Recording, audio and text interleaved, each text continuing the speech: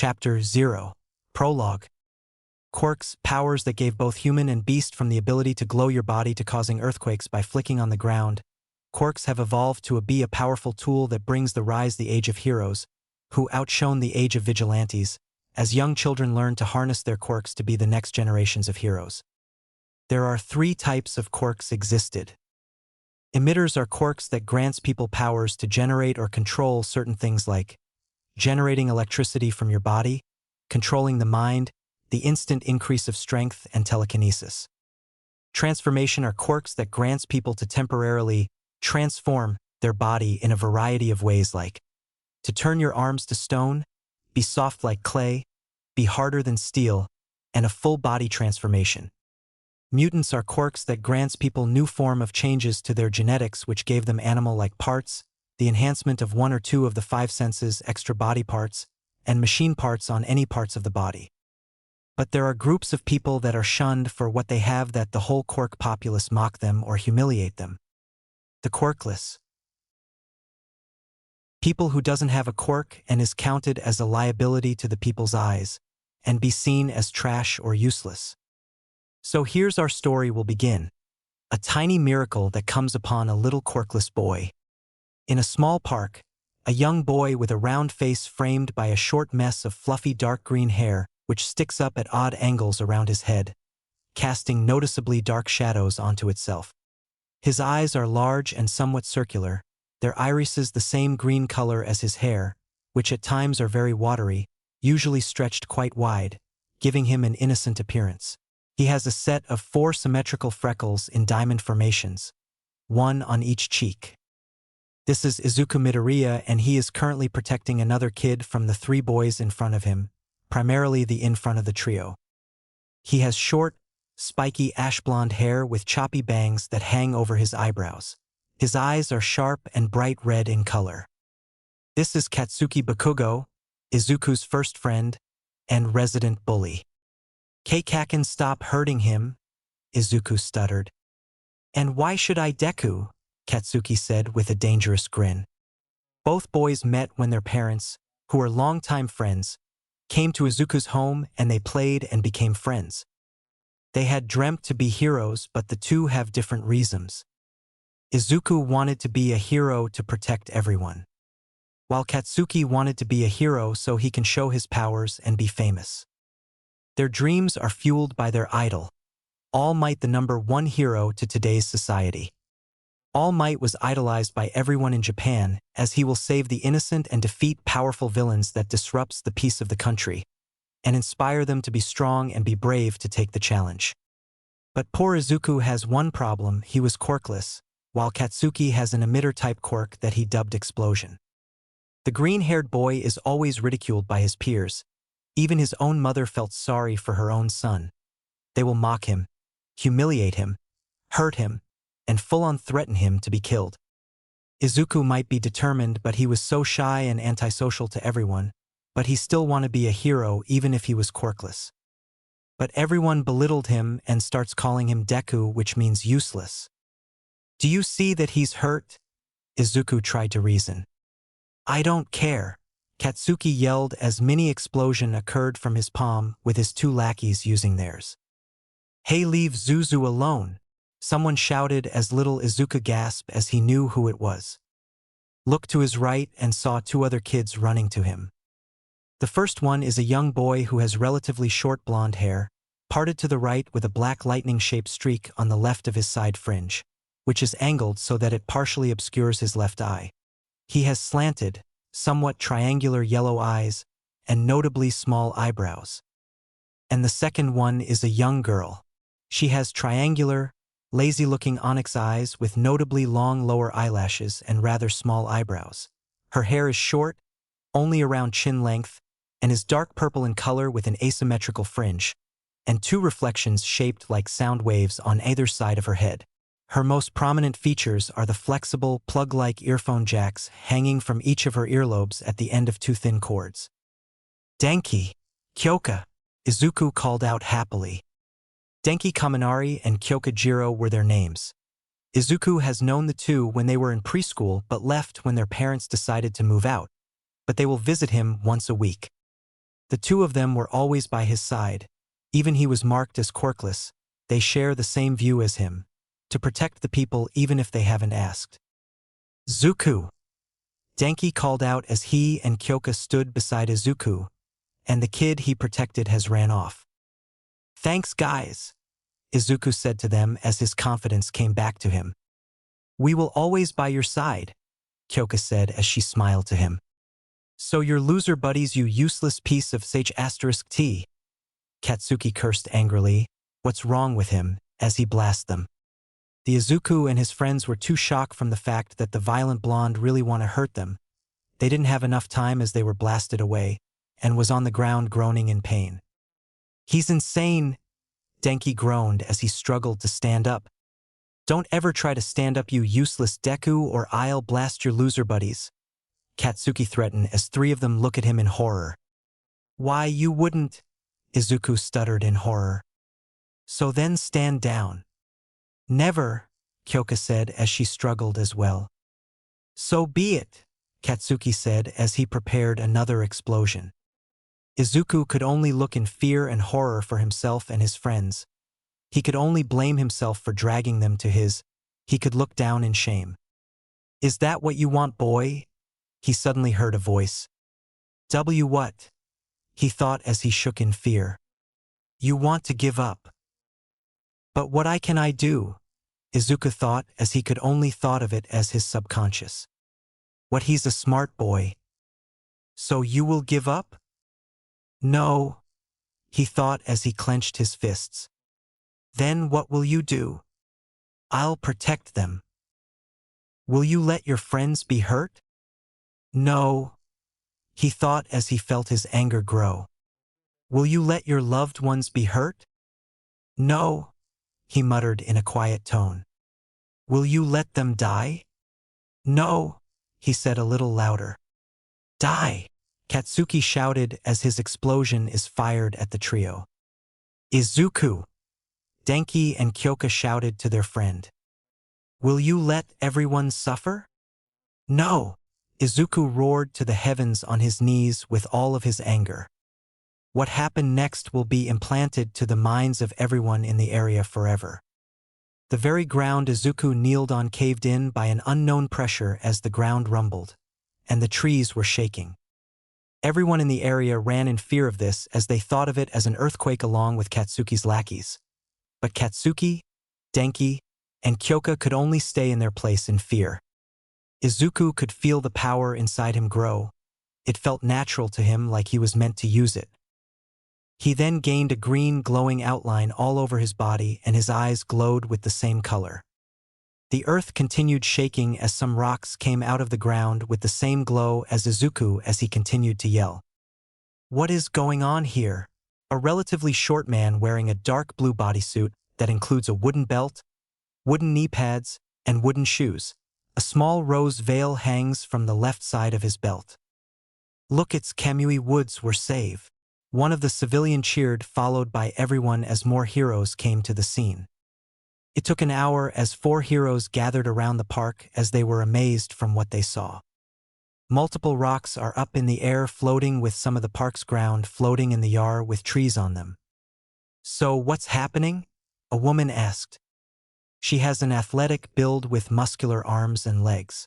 She has dark skin, red eyes which are tilted slightly inwards, long eyelashes, and straight white hair reaching down past her waist. On her head, she has a pair of long white rabbit ears pointing upwards with a slight crook. Along with these, she also has a round white tail.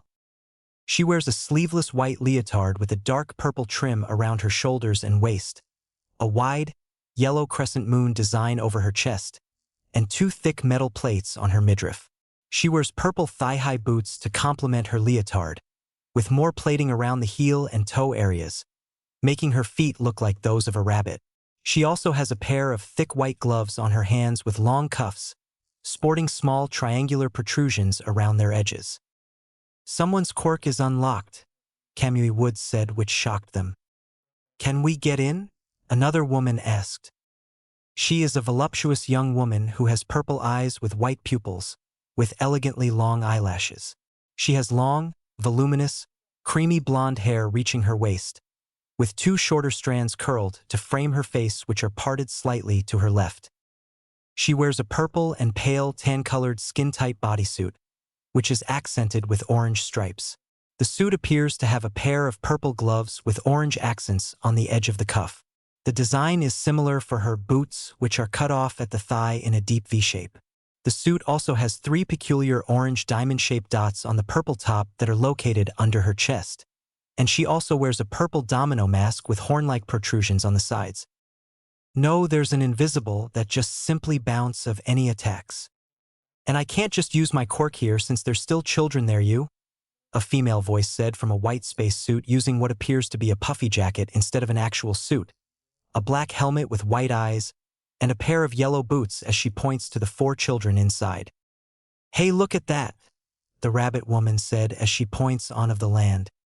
The one she points started to come back to the ground along with the others as the rocks went back underground, and the park looked like it never was disturbed once.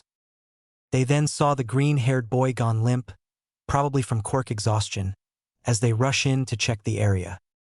Are you kids all right? Kamui Woods asked the three children.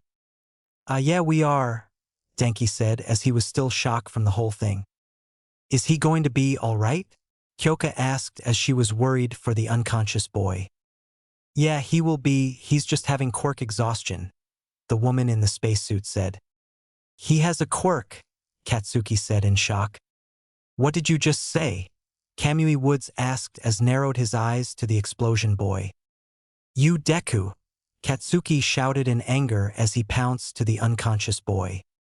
Hey, calm down, you said as she immediately grabbed hold to the angry blonde. Sir, he's quirkless, Denki said, which shocked the four heroes. So a late bloomer I see, the rabbit woman said. Late bloomer, Denki and Kyoka asked in confusion. Basically a kid your age got a quirk a year or two late, you explained as the two finally understand. Let's get him to the hospital, 13 call his parents. Kamui Woods ordered the spacesuit-wearing woman. Yes, sir, good thing Endeavor wasn't here, the now named 13 said as she and the other heroes shivered when they thought of the number 2 hero. That's not gonna be good, you said as she lifted the angry blonde away to get his parents. All right, kiddos, let's get to your parents, the rabbit woman said to Denki and Kyoka. Can we come with you to the hospital? He's our friend, Kyoka asked. Well, sure, but we're telling your parents, 13 said. Yes, ma'am, the two kids said as they followed the three heroes to the hospital. Izuku felt that he was hit by a brick on the head as he groggily opened his eyes. He rubbed eyes as he looked around as shock quickly take over. He wasn't in the park anymore. He's on a large hill with a large sakura tree on top of it. You have finally come, boy, Izuku quickly stiffened as he heard the voice. Where are you? Izuku asked. Look up, boy. That he did look up and saw something on one of the branch of the tree. It was a gray wolf with green tips on its fur and a gold necklace around its neck. Whoa, Izuku said in awe. I have waited for a long time, boy, the wolf said. Where am I? Izuku asked. You are in your mind. So who are you? I am from what you call in this time your quirk. You are, but I'm quirkless, Izuku said in shock. You are wrong, boy. Your powers will not show physically but spiritually. You need to know by entering your mind and not see from flesh, muscle, or bones. Then the doctor lied? I have seen your memories, boy, and I saw the doctor being truthful, but he might not be as smart as that damn paper said. So what's your name? Your quirk and me have the same name, the way of calm of peace. My name is Zen, your spirit and mind, but that is not all of your power, boy. What else? Your originates to a man that is trained and raised by a dragon. Izuku gasped in excitement.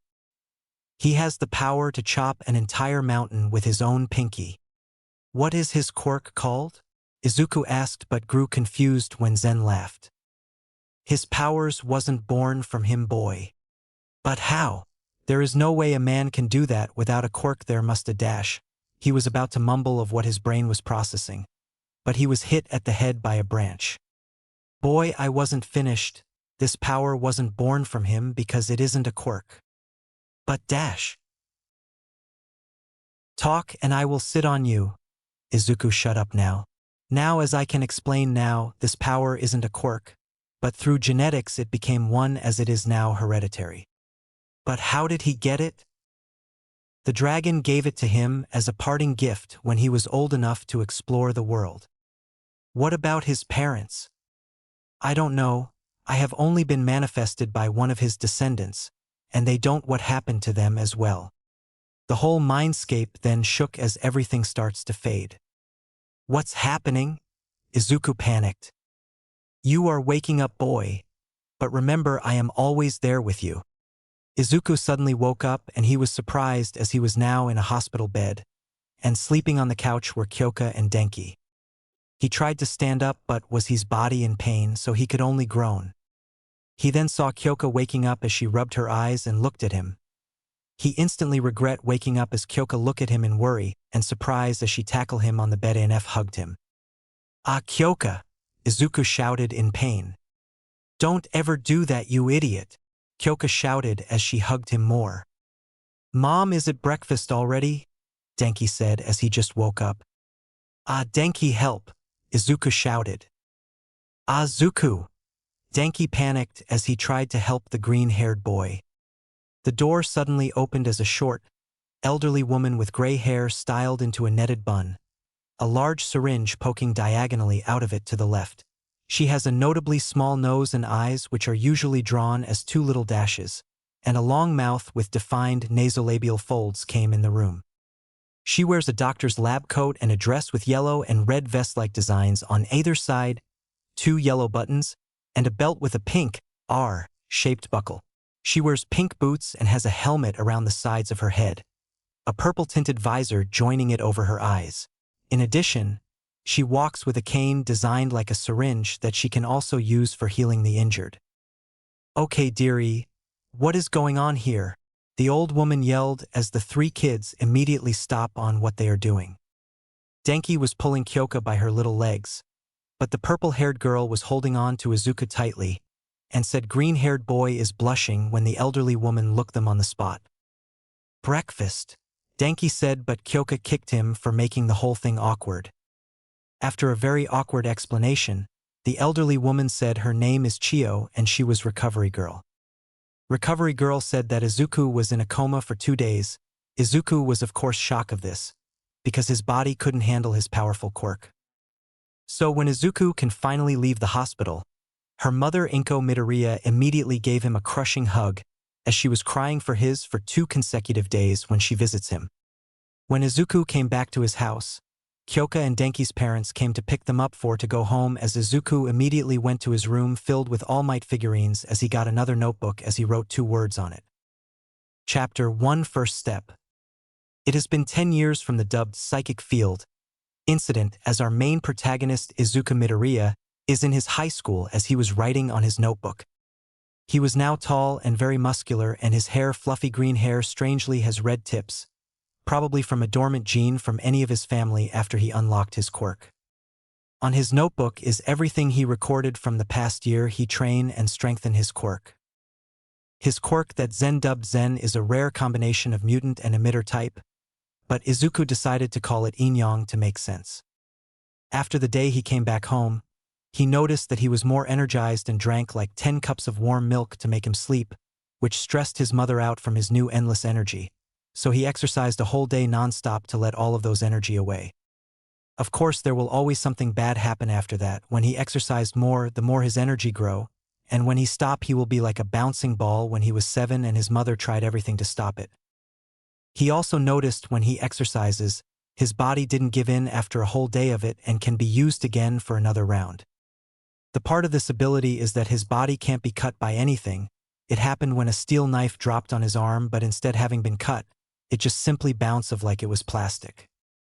He then tried to punch a concrete wall and it left a fist mark on it when he punched it with full force, which means he can't feel any lower types of pain like a slap, but when he trains more he could probably endure a hit from a wrecking ball.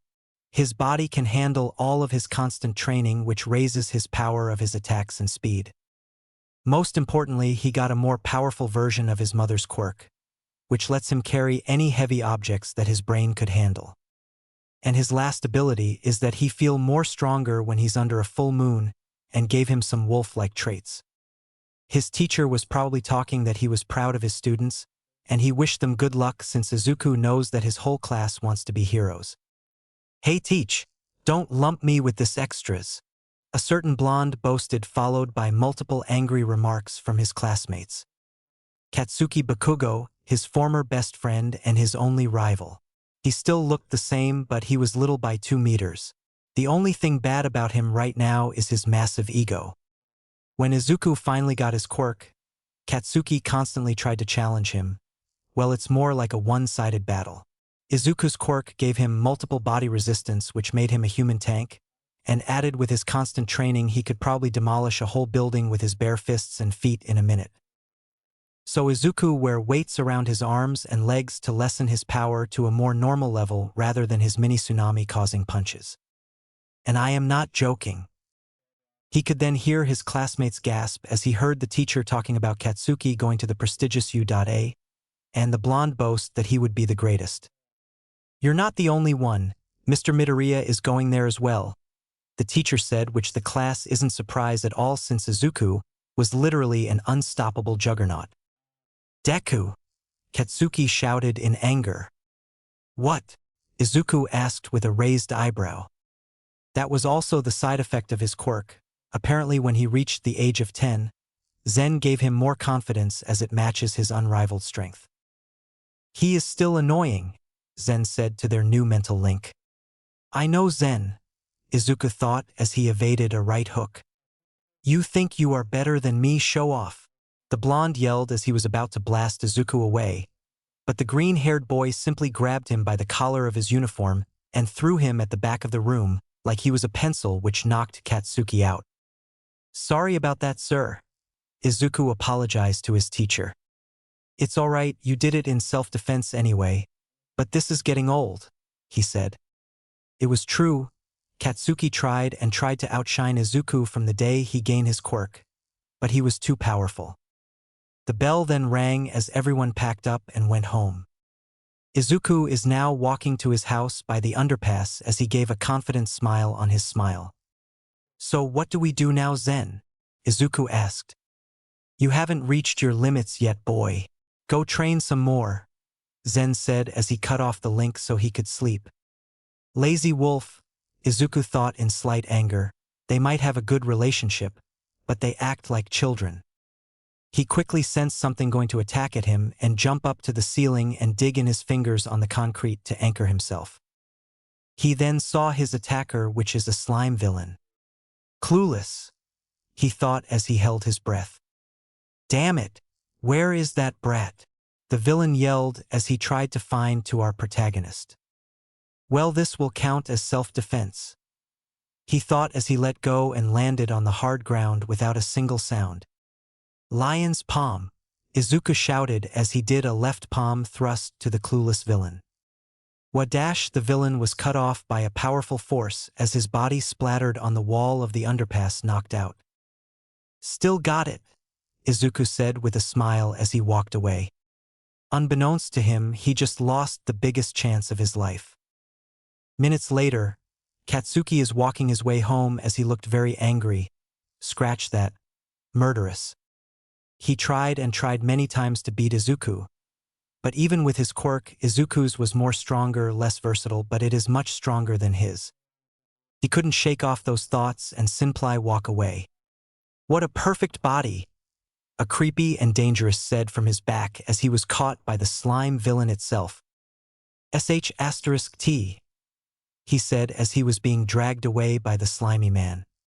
Back with Izuku, he was in the city as his mother called him to buy some groceries, so he will now go home but with some groceries with him. But he heard explosion from the distance and saw smoke. "Boy, I felt someone you knew is in danger," Zen said. "It's Bakugo, isn't it?" he said. "Yes, it is him." Izuku could only sigh as he ran off with full speed to where the explosion occurred. He was literally running with the wind as he could feel it breeze past him as he looked like a blur to the people he ran past with.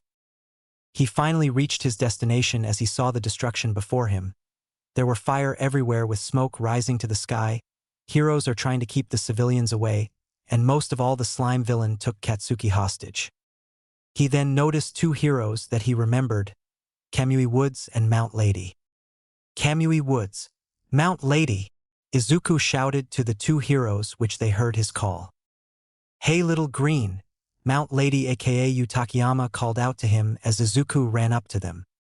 Hey kid, you can't just go near here, another hero said. It's alright Death Arms, we know this kid, Kamui Woods said to other hero now named Death Arms. He's from the incident from 10 years ago, you explained, which shocked the hero. This the kid you were talking about? He said in shock.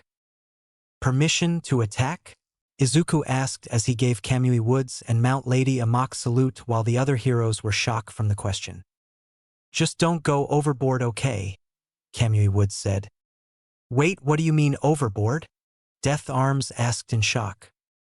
Both heroes didn't need to answer as Izuku was already in a running position with a confident smirk on his face. Mind field, Izuku said as his eyes began to glow. Everyone could feel the heat disappear as they saw the same glow on the flames as it was being pulled into the air. Then rocks came out of the ground as they float with the same glow. The same happened to Katsuki as he was forcefully pulled away from the slime villain's grip. Everyone except Kamui Woods and Mount Lady were shocked to see such tremendous powers from a single boy while a frail blonde looked at Izuku with hope. Deku! The blonde yelled. Ricochet fist! Izuku yelled as he leaped forward with tremendous speed and force as he launched to the villain like a bullet. The villain smirked and said, Easy. He launched some of his tendrils, but Izuku was so fast that the tendrils just got shredded from the force. What? The villain yelled in disbelief as he dodged him. This of course was a mistake as Izuku landed on one of the floating rocks and bounced of it. The villain dodged it again, but every time he did, Izuku just kept getting faster and faster every time he bounced off the rocks, which he looks like a blur to the naked eyes. And in an instant, Izuku immediately impacted the ground with his fist in blinding speed, which caused a large crater, and the slime villain is on the ground knocked out.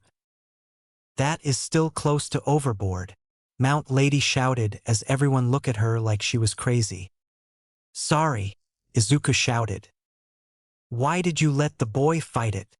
Death Arm shouted as he was shaking Kamui Woods around. This gonna be long. After a long explanation, Izuku is on his way home again with the groceries, so he could enjoy some of his mother's cooking. Kamui Woods and Mount Lady just explained to the other heroes that he has a free pass to assist heroes, with approval of course, to help Izuku have better control over his powers. Deku, you nerd. Of course his musing ran short as Katsuki Warhead Bakugo just come to ruin it. Gosh darn it. Izuku those as he could only sigh.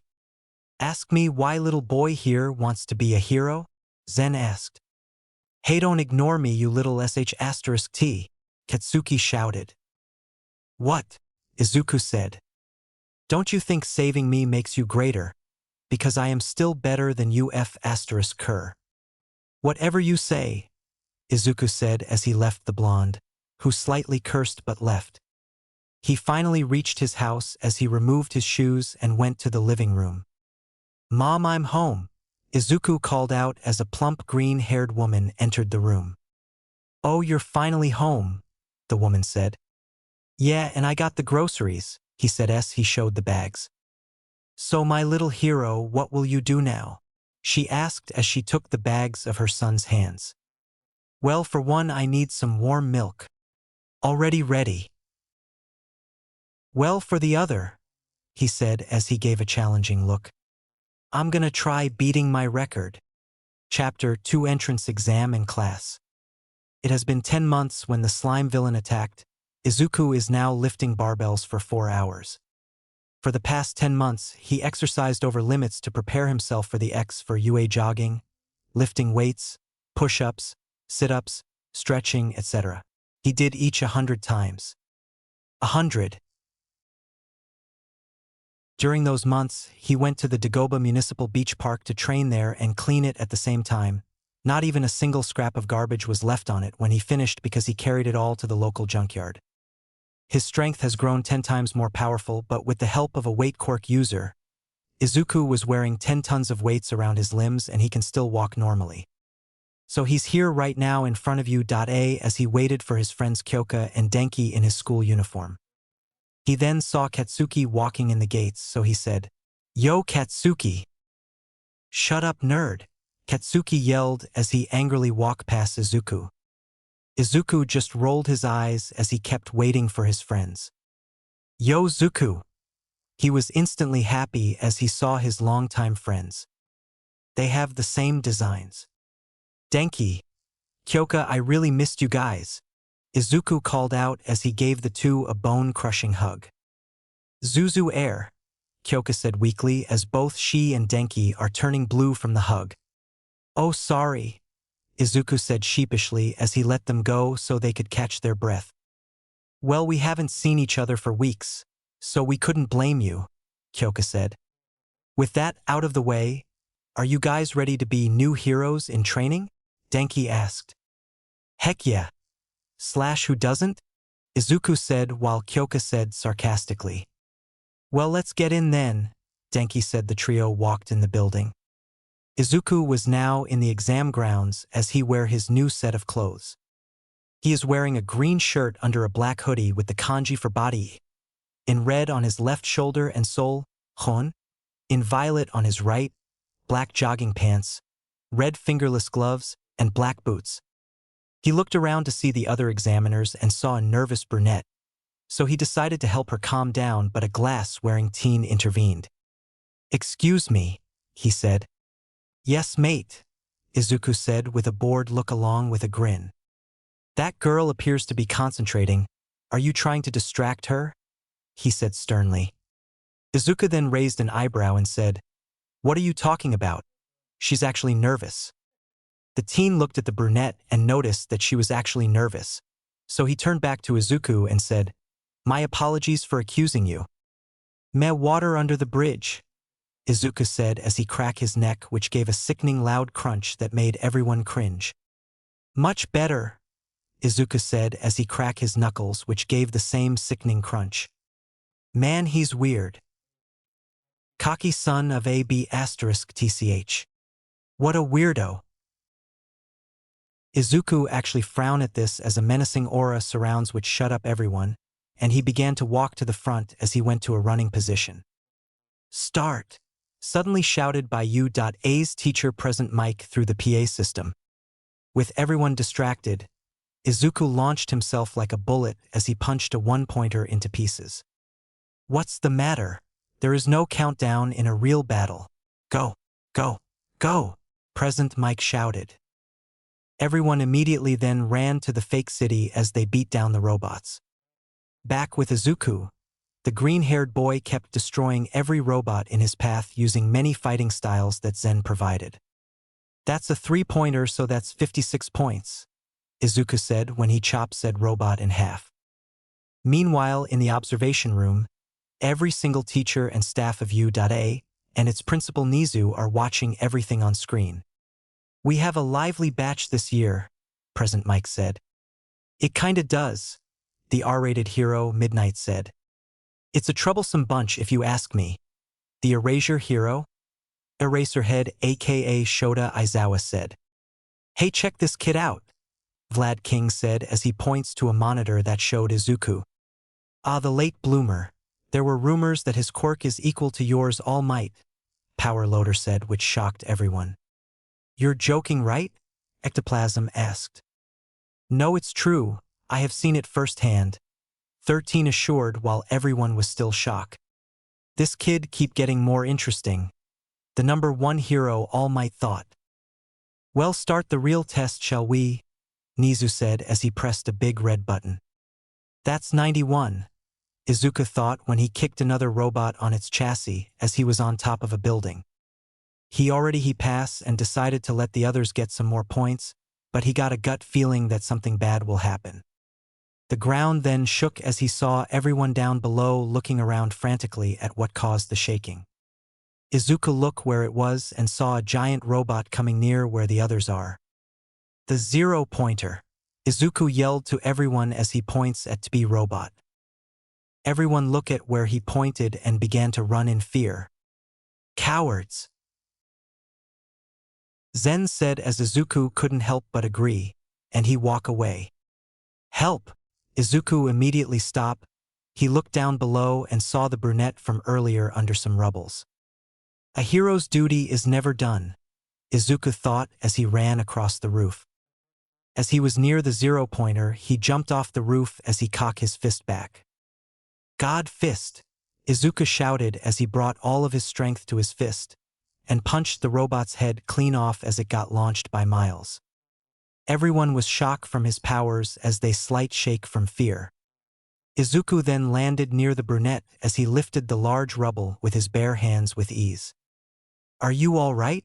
Izuku asked with a smile as he reached out his hand. The brunette could only look at him with admiration as she could see a bright behind him that made him look like he was a real hero. I am fine, she stuttered as she grabbed his hand, and Izuku pulled her up. The test is over, President Mike shouted, but Izuku could clearly hear the shock in his tone. Well then, he said with a smile as he saw Recovery Girl walking to them. Oh, hello there, Zuku, Recovery Girl greeted.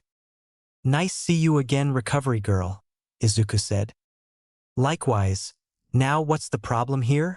She asked as she began to heal everyone, and they went home. Izuku is now in his house as he ate dinner with his mother. He was confident that he will pass since he got a lot of points, and he felt good saving to be brunette. I can't wait to be a hero, Mom, Izuku said as he took a bite of his fish. You might, sweetie, and I know you are excited to see your two friends again, Inko said. Yeah, I do, he said as he took another bite. They then heard the doorbell ring as Inko went to it to know it is. I really can't wait to be hero, Izuku thought. Be patient, boy, you'll get there eventually, and you might see your purple-haired mate, Zen said with a smirk as Izuku blushed at the thought. Zen, we are just friends. I mean, she is pretty and, you're ruining my mind, Izuku mentally yelled as he now resembles a tomato. Izuku, it's here.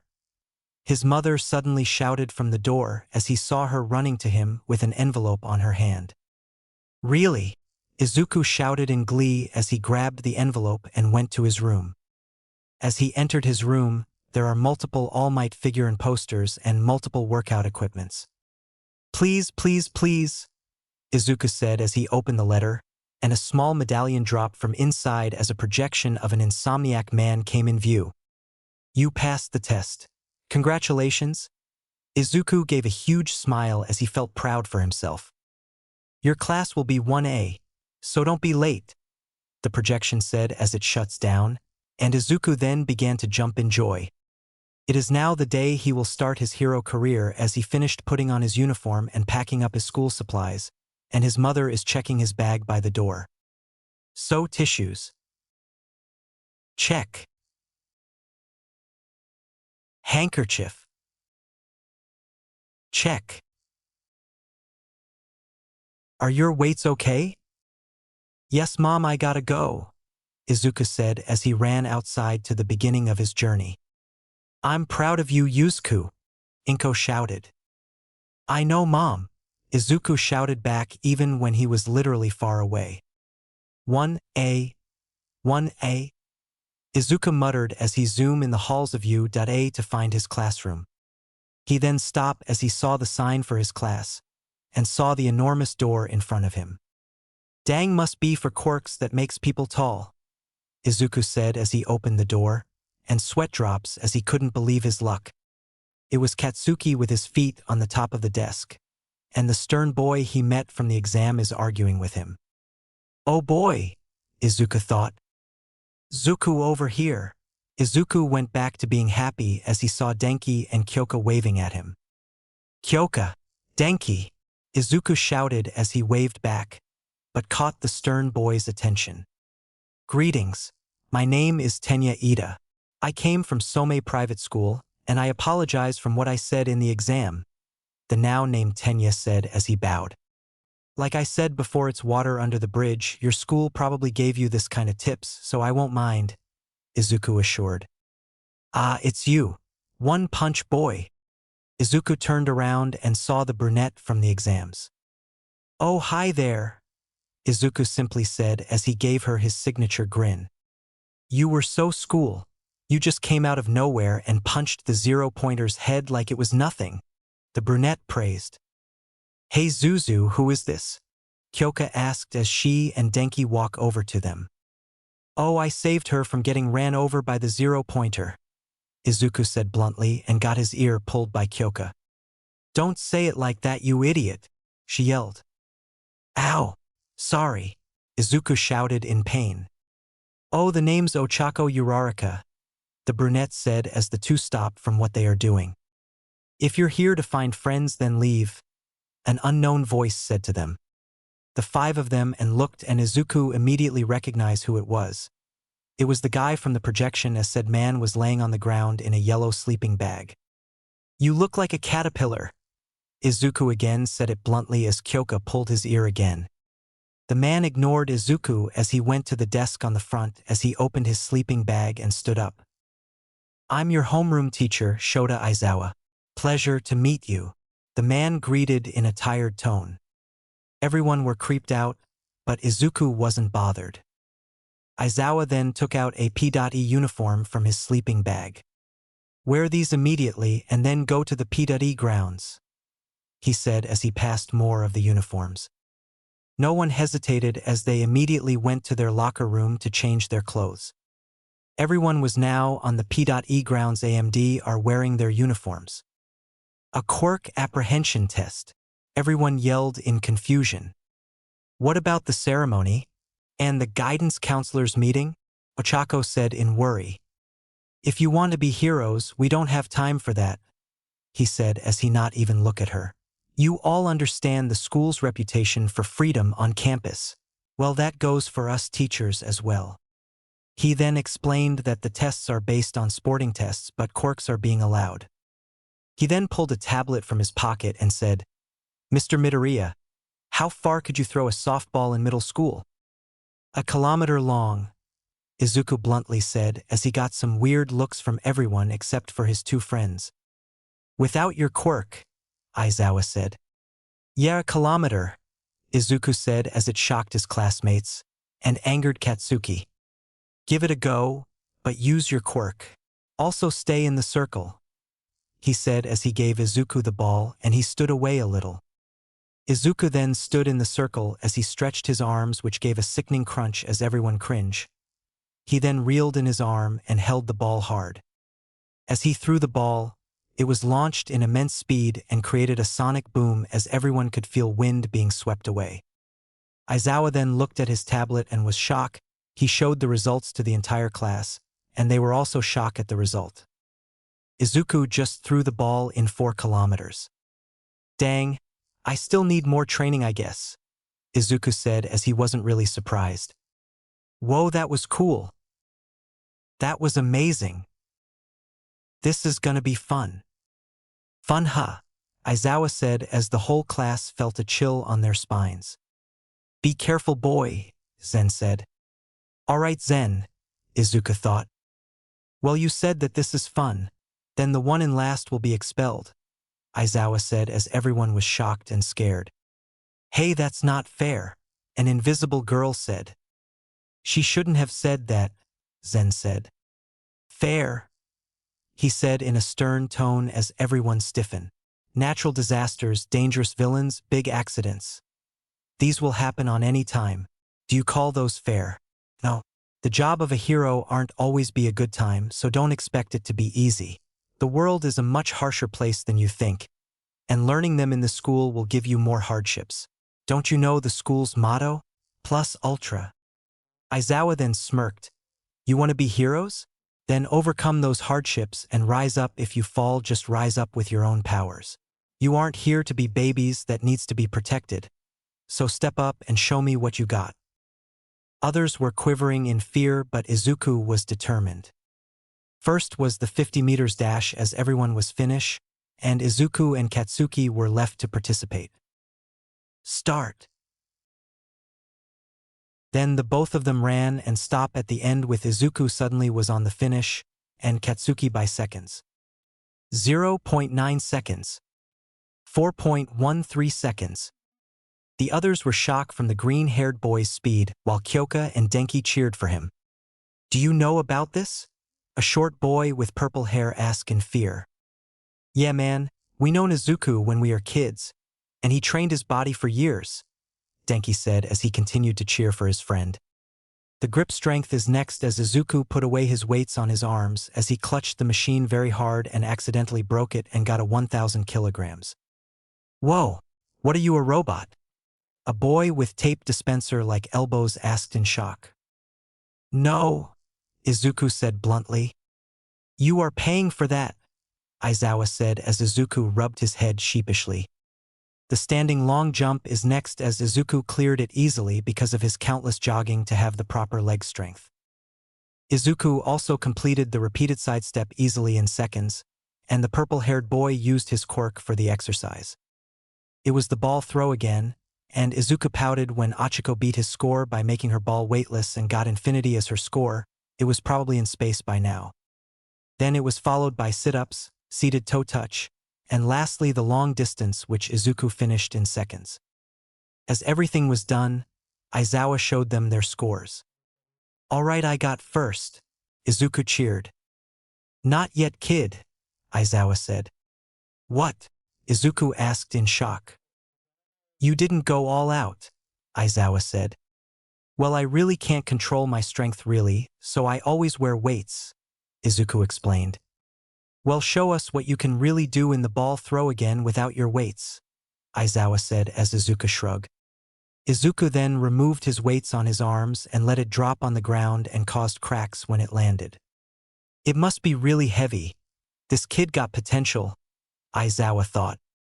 Izuku then grabbed a ball and threw it with more of his power, as the class could have sworn they heard the sound barrier break 3 times. Aizawa then showed the result and it said 50 kilometers.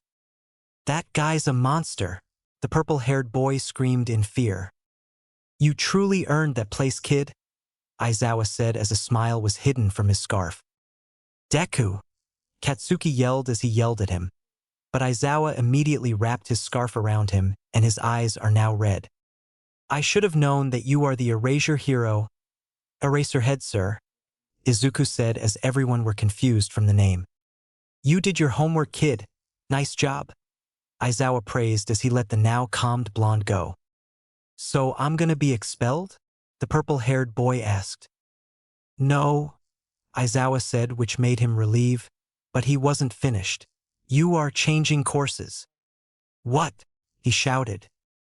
Izuku then tried to make the boy feel better by saying, You see, you clearly didn't give it you all, so he's sending you to another course so you can improve. But what if I can't? He asked as he cried. Izuku kneeled down to the boy's level and said, You can just don't give up. Don't let anyone let you down. So next time give it your all. The boy wiped his tears as he gave him a determined look and said, You're right, I must get stronger. Izuku's classmates look at him in admiration, and Aizawa smirk as he saw true potential. All right, I'm bringing you to the principal and get you a course you can enter, Aizawa said as he walked away. Yes, sir, the boy shouted as he followed him. Kyoka then walked up to Izuku and said, You were great back there, Zuzu. Really? Izuku said as he has a slight blush on his face. You like her, Zen said like a certain useless flying cat. Shut it, Izuku thought, which made Zen laugh. All right, we're gonna be heroes, Denki shouted as everyone cheered as well. Izuku saw this and smiled as he felt that this gonna be an interesting year. Chapter 3: New Green Student and Battles. It was a new day for Class 1A as everyone were sit as they talk with each other and waited for their teacher Aizawa. Izuku along with Kyoka and Denki are sitting next to each other to talk. Man, Zuku, that was awesome, Denki said. It was nothing, I just followed my heart to do what's right, Izuku said. Still you were great, Kyoka said with a smile as she twirled her jacks. Gosh, she's beautiful, Izuku thought with a slight blush. Still a no, Zen said as he smirked. Shut it. So what do you think will happen today? Denki asked. We'll wait and see, Izuku said. Everyone sit down. Mr. Aizawa is coming. Ida called out to everyone as they gone back to their seats. Aizawa then entered the room with a bored look as he went to his desk. All right, everyone.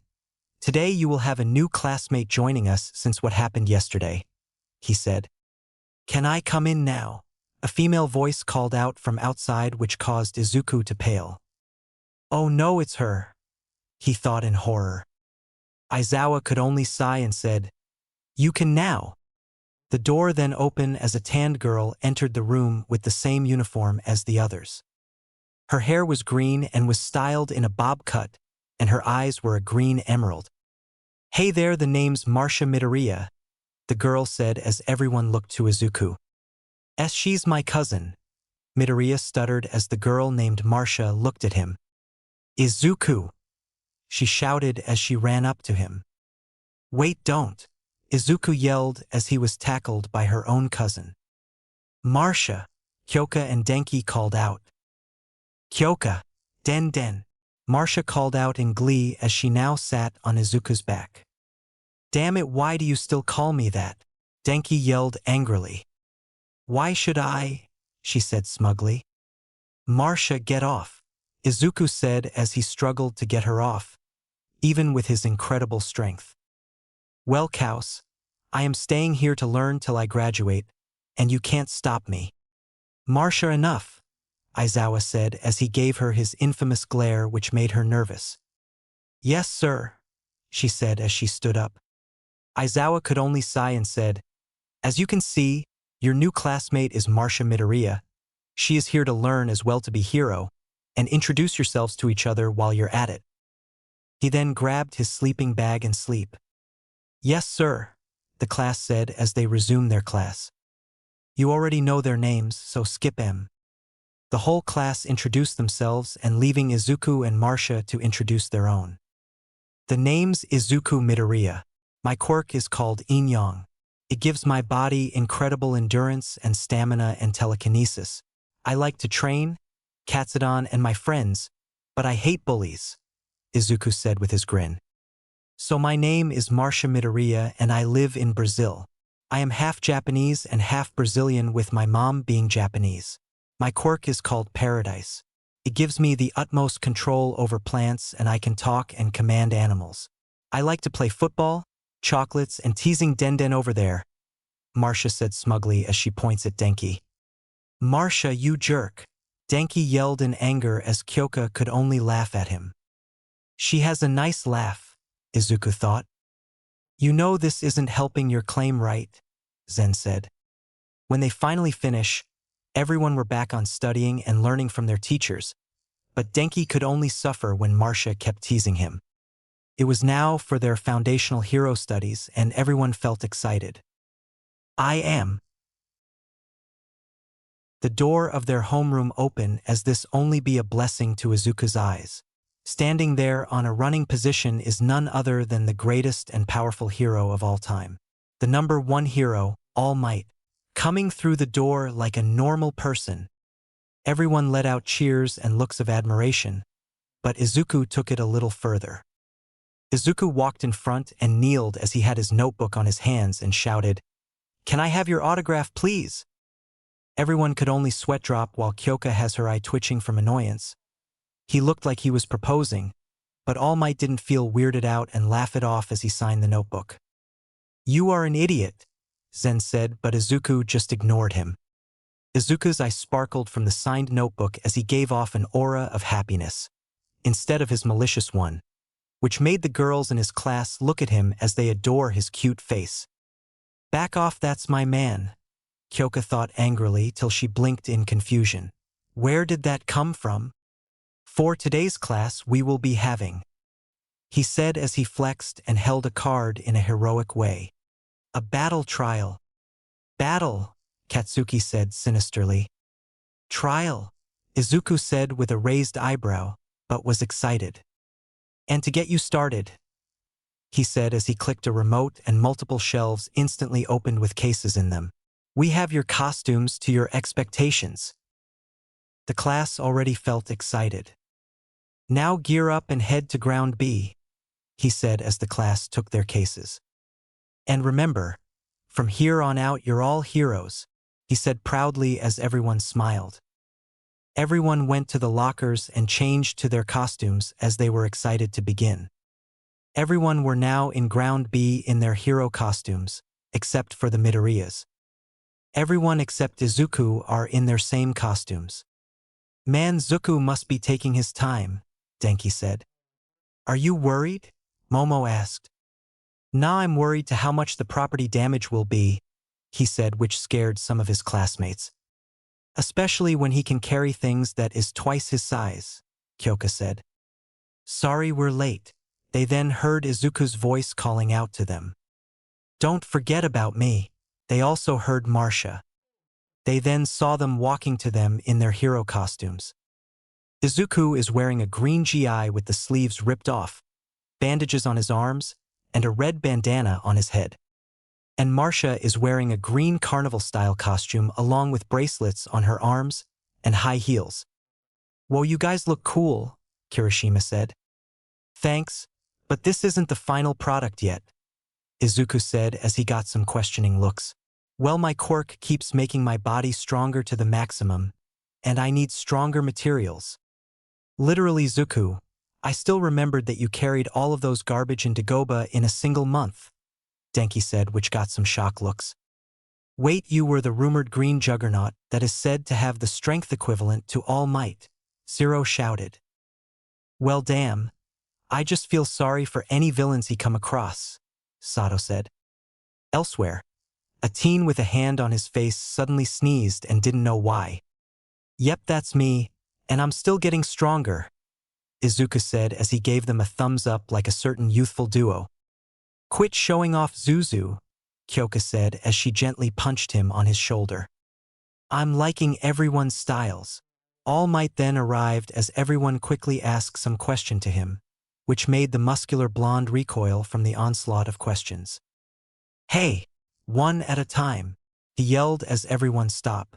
He then coughed on his hand and get some papers in his hand. Notes? Izuku thought in confusion while Zen understood quite a bit. All Might then explained that they will have to secure or protect a fake bomb with one team protecting the bomb and the other to secure it, but there was a time limit. He then said that the teams are chosen by lottery.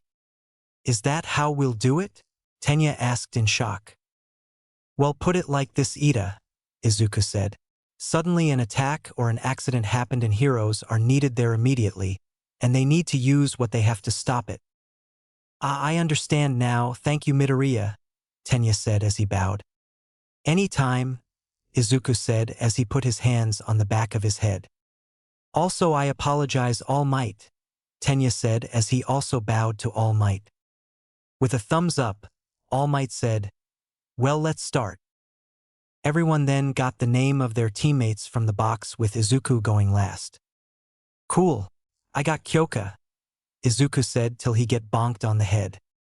Cool yourself, Zuzu, the voice of Kyoka said as Izuku looked behind him and saw her. Sorry, Izuku said sheepishly. Alright, first up is Team A being heroes and Team D being villains. All Might said as Izuku and Kyoka saw they were Team A and they were competing Katsuki and Tenya who were Team D. Katsuki could grin maliciously at the chance to beat Izuku, but the green juggernaut didn't really care and focused more on the objective. Izuku and Kyoka were now waiting outside the building that they will enter to plan ahead. So how do we do this, Zuzu? Kyoka asked as she twirled her jacks. Well, we can't let you use your jacks when little boy can make you deaf, Izuku said as he referred to the grouchy blonde Katsuki. Kyoka chuckled from their resident bully's nickname and said, well, how do we do this then? Remember Operation GSI, Izuku said with a devious smile as Kyoka did her own, as she knows where this is going. Meanwhile, Tenya tried to reason Katsuki to not go alone, but the blonde can't be reasoned at all as Katsuki already left to find our green-haired protagonist. "May Midoriya give you mercy after you are taken down," Tenya said in worry as he prepared the bomb himself. Meanwhile, the other students and All Might are in the surveillance room as they watch the two teams on screens. "Zuko already win this," Denki said. "You can't really be sure," Momo said. "Then you don't know him at all." "Really, I think he will just go through a wall and end this," Mina said. "Zuko's intelligence is equal to his strength. He always got a plan in mind, and I think they are using Operation GSI," Denki said. "What's that?" Kirishima asked. "Gecko-style infiltration, and yes, it is funny," Denki said as everyone could only chuckle. They then saw the two teams are already starting. Back with Izuku and Kyoka, the two were in front of the building that they are about to enter. "Kyoka, hold on," Izuku said as Kyoka jumped and his back. Izuku then walked onto the wall as he pierced it with his fingers and did it again to climb up. "I hope they don't notice us immediately," Kyoka said in worry as they are near the third floor. "If I was little boy, he could already unto us," Izuku said. "What did you call me F***Ker? "Oh, here he is," Izuku said as he pulled himself up with his strength to go higher and to avoid the explosion that was about to hit them.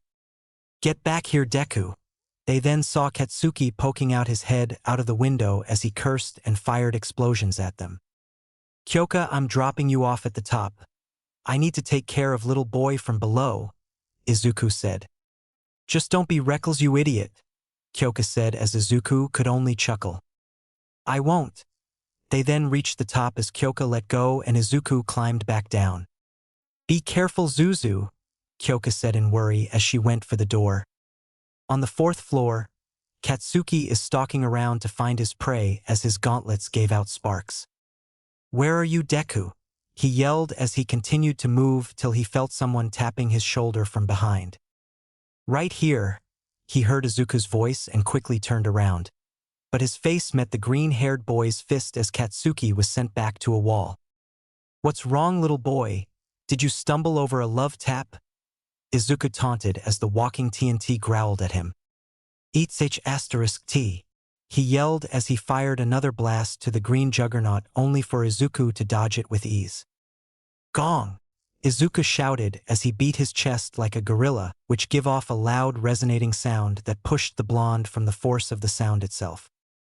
Bakugo groaned from the pain as he tried to shook it off and could only glare at Izuku. "You still haven't let go for many years, have you, Kachin?" Izuku asked. "Like hell I will ever let you get the spotlight, you piece of H**T," Katsuki yelled, which Izuku frowned upon as he could only shook his head. "Then I will have to open your eyes to the truth," he said as his menacing aura surrounds him as Katsuki, and the ones watching could have sworn they saw glowing eyes from the aura. "Armor!" Izuku shouted as his muscles tensed up and looked more tougher as he flexed his arms. Everyone could have sworn that they heard something tightening and saw the top of his GI couldn't handle the strain, and was ripped open to show his Adonis-like abs to everyone. The girls, except for Marcia, in the surveillance room are either embarrassed or shamelessly looking on Izuku's good-looking body with deep blushes on their faces. "Hello, handsome," Mina said as she was slightly drooling along with Toru. Meanwhile, the boys, except for Denki, were jealous of his body as they couldn't possibly hope on getting that perfect body.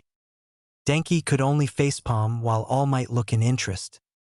Back with Izuku and Katsuki, the building then starts to rumble from the pressure that Izuku exerts from his aura as he looked more serious than before. "Face my wrath, Arrow." Izuku then appeared in front of Katsuki and delivered a knife hand on the blonde's stomach, which he lowered his power to not kill him. The force of the attack sent the blonde to a wall as he coughed and groaned from the pain.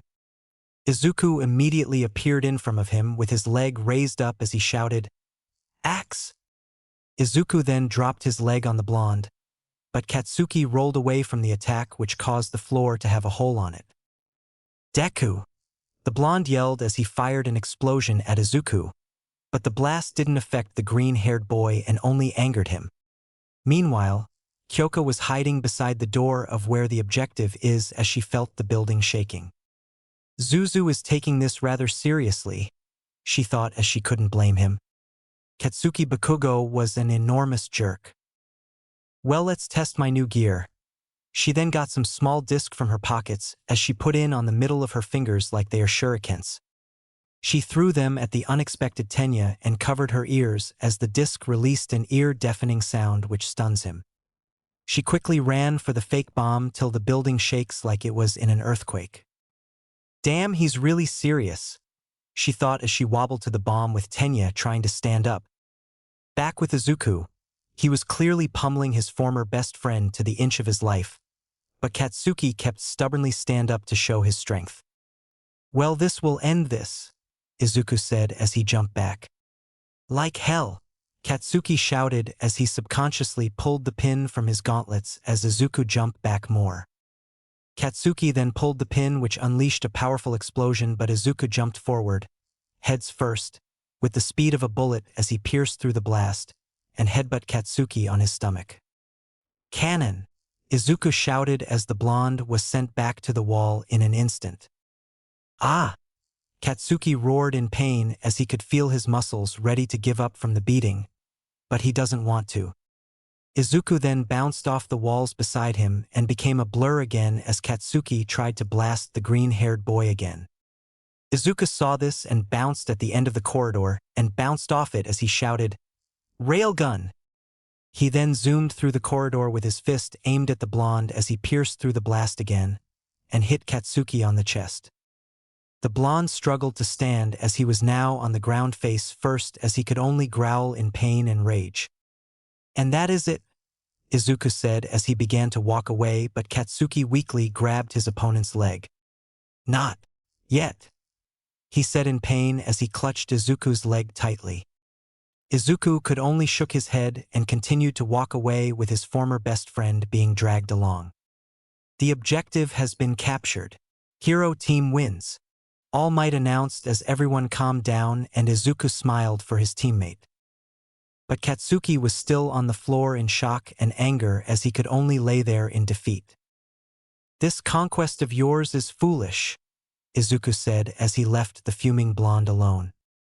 Then Izuku, Kyoka, and Tenya, who's carrying Katsuki over his shoulder, entered the surveillance room as Denki and Marcia ran up to their friends/cousin as they congratulated the two along with the rest of the class. I knew you would win it, Denki said as he placed his arm around Izuku's neck. You were manly, Kirishima shouted with a grin. Your body is amazing, Mina said with slight lust as her hands are reaching out for Izuku's bare, ripped body creepily, but Momo slapped her hands away, but she was also blushing. She means your performance, Momo said to avoid any awkwardness with the class. Well, Izuku did most of the heavy work, Kyoka said as she playfully punched Izuku on his shoulder. Well, you did capture the weapon, he said as he nudged her. Kyoka could only roll her eyes and chuckle. Ochako went near Denki and whispered to his ear, Are they a thing? Denki shrugged and said, I think so, but I don't think they even notice yet. Ochako could only blink and shrug from the answer as she watched the two compliment each other. All Might then asked who was MVP and everyone said it is Izuku for being strong, but All Might said no and said that they are missing something. Momo then intervened that Izuku kept a cool head during the battle and knows to hold back his power, and helped his partner in the mission as she also said that Tenya was also MVP for being cool-headed as well and tried to plan, but during Katsuki's rebellion he did it all alone. All Might congratulated for her observation but was mentally shocked as Momo said it better. Everyone then went back to their lockers to change and went back to class. Class has ended as Izuku began to walk home with some groceries in hand, and with his weights are switched with U.A's gravity weights that can change the total weight with a turn of a knob. He could whistle as he passed the streets till someone bumped to him. He looked who it was, and it was a little girl with white hair, red eyes, and a single horn in a raggy dress looking at him wide-eyed. Izuku could only look in curiosity and asked, Are you okay? The girl could only tremble till a man came out of an alleyway which gave Izuku bad vibes. Very bad vibes. Chapter 4: The Horned Girl and USJ. Izuku was now standing face to face with the man in front of him as the little girl hides behind the young juggernaut in fear. "Thank you, you fine little Eri. So can I take her to get her home?" The man asked, but Izuku didn't believe it one bit as the girl Eri was trembling behind him and noticed the scars on her body, which made him angry. "How about no?" he said till he instantly appeared in front of the man, who was shocked from the young boy's speed and said, "Axe!"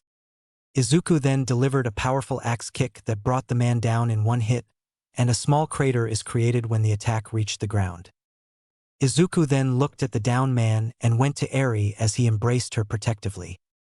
"Don't worry, bad man will never touch you again," Izuku said as he felt the little girl starts to cry on his shoulder. "Let's take you home," Izuku said as he placed the groceries on his mouth and gave Eri a piggyback ride and ran off to his house. Izuku finally got home as he opened up the door and dropped off the groceries on the floor and saw his mother setting the table. "Mom," Izuku called out. "Oh Izuku, who is that girl?" Inko asked in shock as she saw the little girl on his son's back.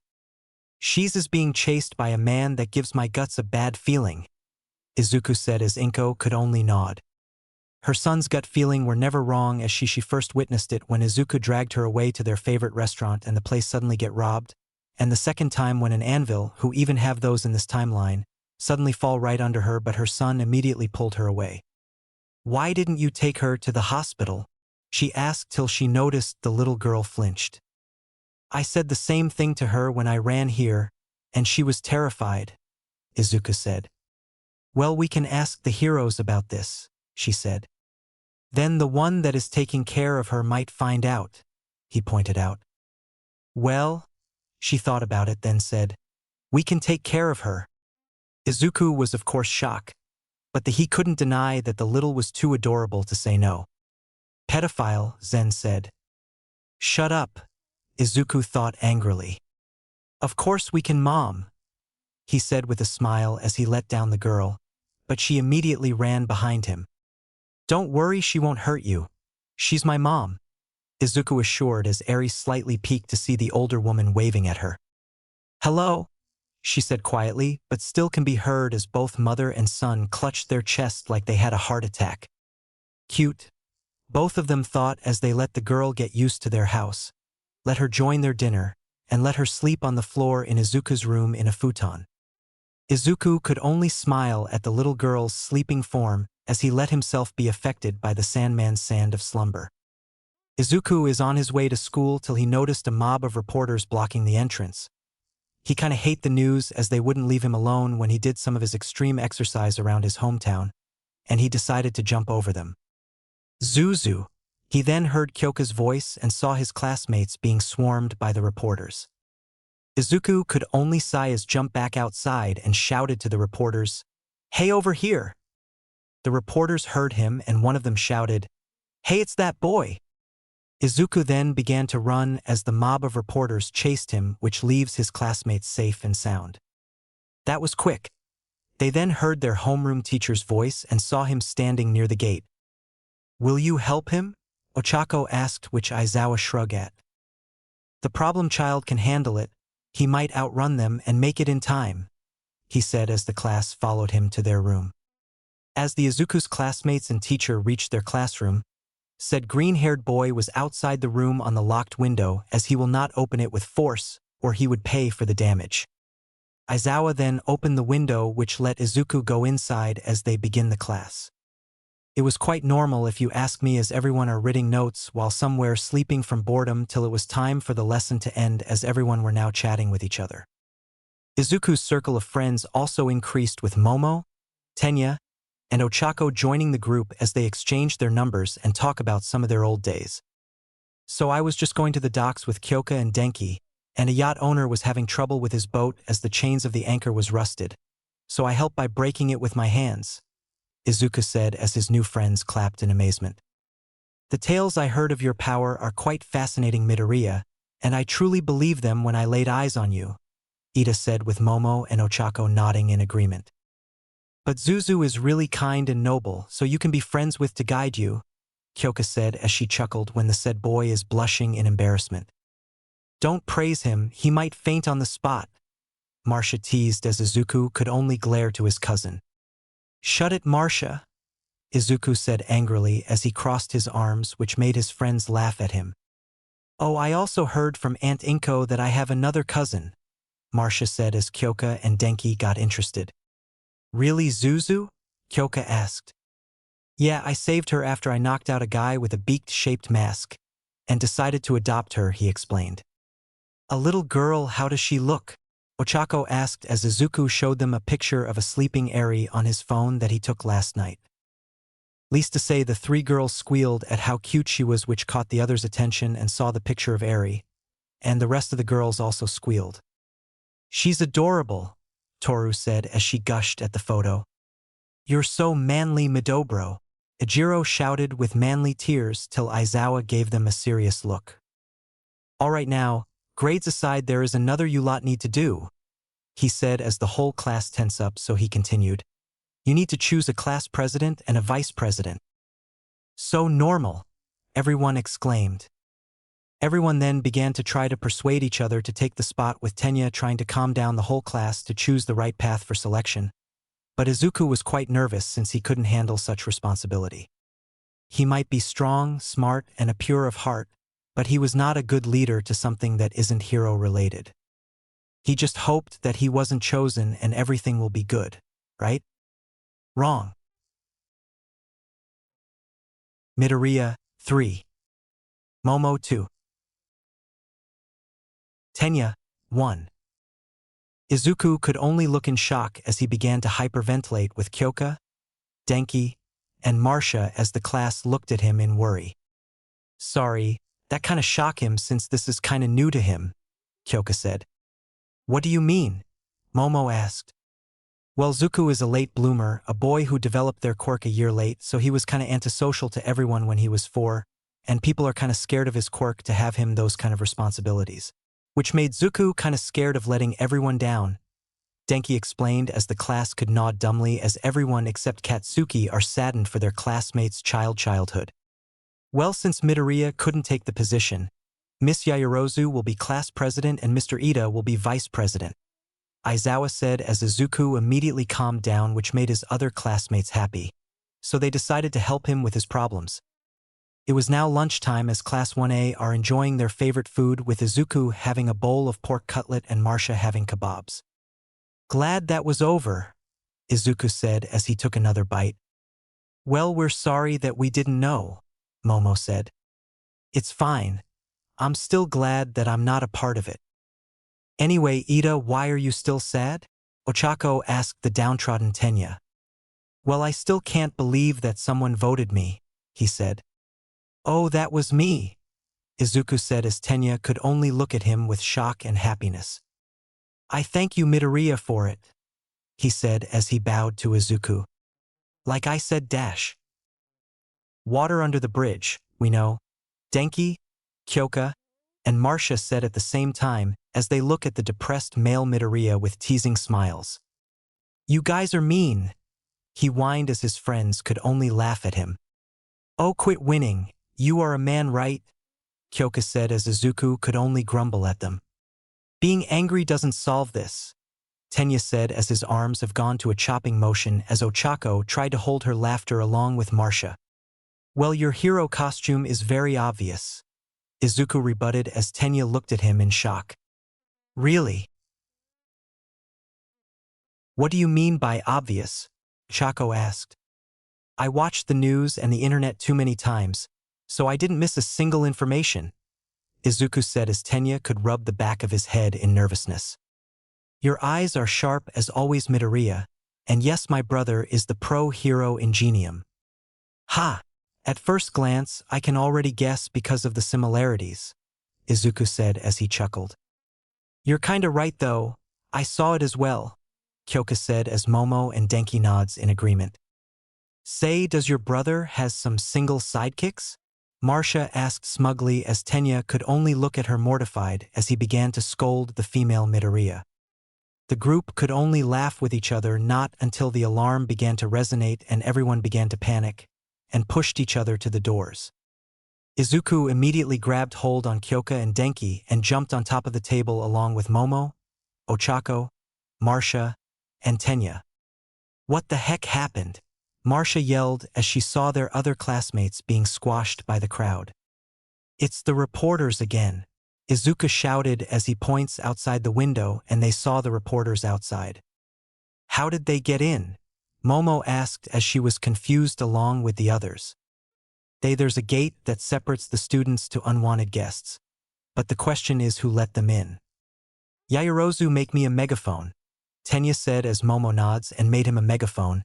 Het then faced Ochako and said, Uraraka, make me float.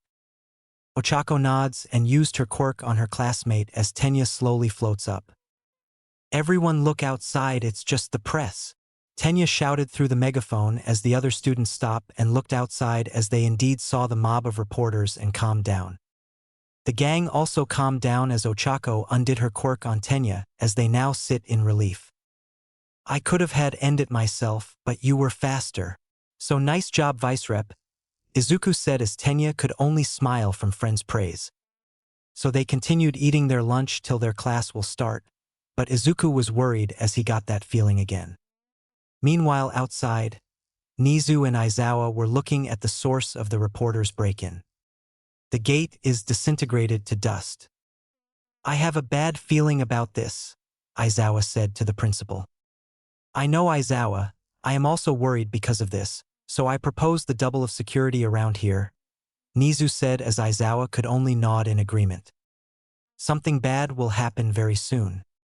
While the whole shenanigans are happening, Izuku went inside his mindscape and saw it being better. The tree was now much larger with a single house on it, and multiple necessities around it. Izuku looked at it with a smile till he felt someone nudging him. He turned around and saw Zen, who was twice as large, sitting beside him with curiosity on his eyes. You felt it as well, boy? Zen asked. Yeah, something bad will happen very soon, Izuku said as he continued to look at the horizon. Do you think that you are prepared for this? I might not be yet, Zen, but I will prepare myself, Izuku said as he left the mindscape with Zen sitting on the same spot. Be careful, boy, he said till he shaking as his fur turned black but went back to its original color. Damn it, it's almost time. The boy needs to be ready quickly. He then ran to the tree and rest. It is now a new day as the class were waiting for their teacher Aizawa. What do you think will happen today? Chako asked.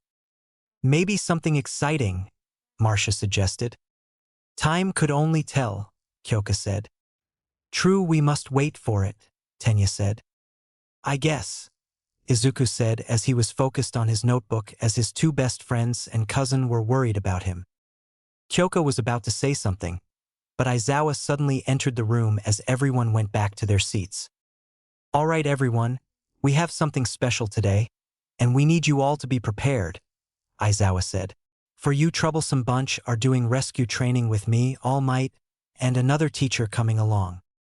The class were either nervous or excited for that type of class since 1. Some have unreliable quirks for this types of thing, and 2. Some rather fight. You can either wear your hero costumes or your PE uniform. When you are done, let's go outside, he said as the class were gone to change to their costumes. Everyone were now outside with a bus nearby as everyone were there chatting with each other when they are waiting for Aizawa. Mina meanwhile was taking quick glances to Izuku as she drooled when she thought about his perfect body, but stopped when she saw Kyoka glaring at her. I sense a crush here, she thought as she rubbed her hands maniacally. Hey Kyoka, did you feel something strange? Izuku asked as he felt a strange feeling in his spine. The said girl jumped in surprise as she shook her head and said, Nah, it might be the wind. Izuku could shrug as they continued to talk. All right, brats. They then heard the voice of their homeroom teacher and said man is walking to them. It is time to go, so move it. he ordered as Momo quickly ordered her class with Tenya's help to get in the bus. Everyone were on the bus, that is, going to their destination, as the class continued to chat with each other till Tsuyu said, "Hey Midoriya," she said as she poked him on his ripped biceps. "Yes," he said. "You know your quirk is quite, what's the word? Unique," she said. Unique is a strong word there, but I rather call it interesting if you could see it. The human body has so much limit that my quirk breaks through those, Izuku said as he looked at his hands. "You're bluffing," Katsuki said as he growled with his other classmates, could only look at him in disinterest. "In the world of quirks, everything can be possible by a single drop of blood in the veins of humans. We just haven't seen them all," he said as an aura of wisdom surrounds him. "Such wise words," Tenya said. "If you ask me, I think it's a side effect of my quirk," he said as he points to his head jokingly, which got some chuckles from his classmates. "So if I say need to train harder, is the solution?" Ejiro asked. "Yes, that is the answer, but I know people with some quirks still has limits, so be careful if you did train. Remember, we are heroes. We are the protectors of humanity, and we need to sacrifice for the people and not for the fame," Izuku explained as the class were amazed by his words. While in the front of the bus, Aizawa could only agree with the young boy's words as he smiled under his scarf. "All right, we are here," Aizawa said as the bus parked in front of a large dome building. One by one, the class got out of the bus to continue their chatting till Izuku, Kyoka, Denki, and Katsuki saw a familiar hero. 13. The trio called out to the space hero as they waved to her while Ochako looked at 13 in admiration. "Hey there you three," 13 said as she waved at them as she walked over to them. "We missed you," Kyoka said as she ran up to her and hugged her. "It's been 9 years I've seen you kids. And you were this small," 13 said as she put her hand below her waist to indicate the previous height of the 3 teens.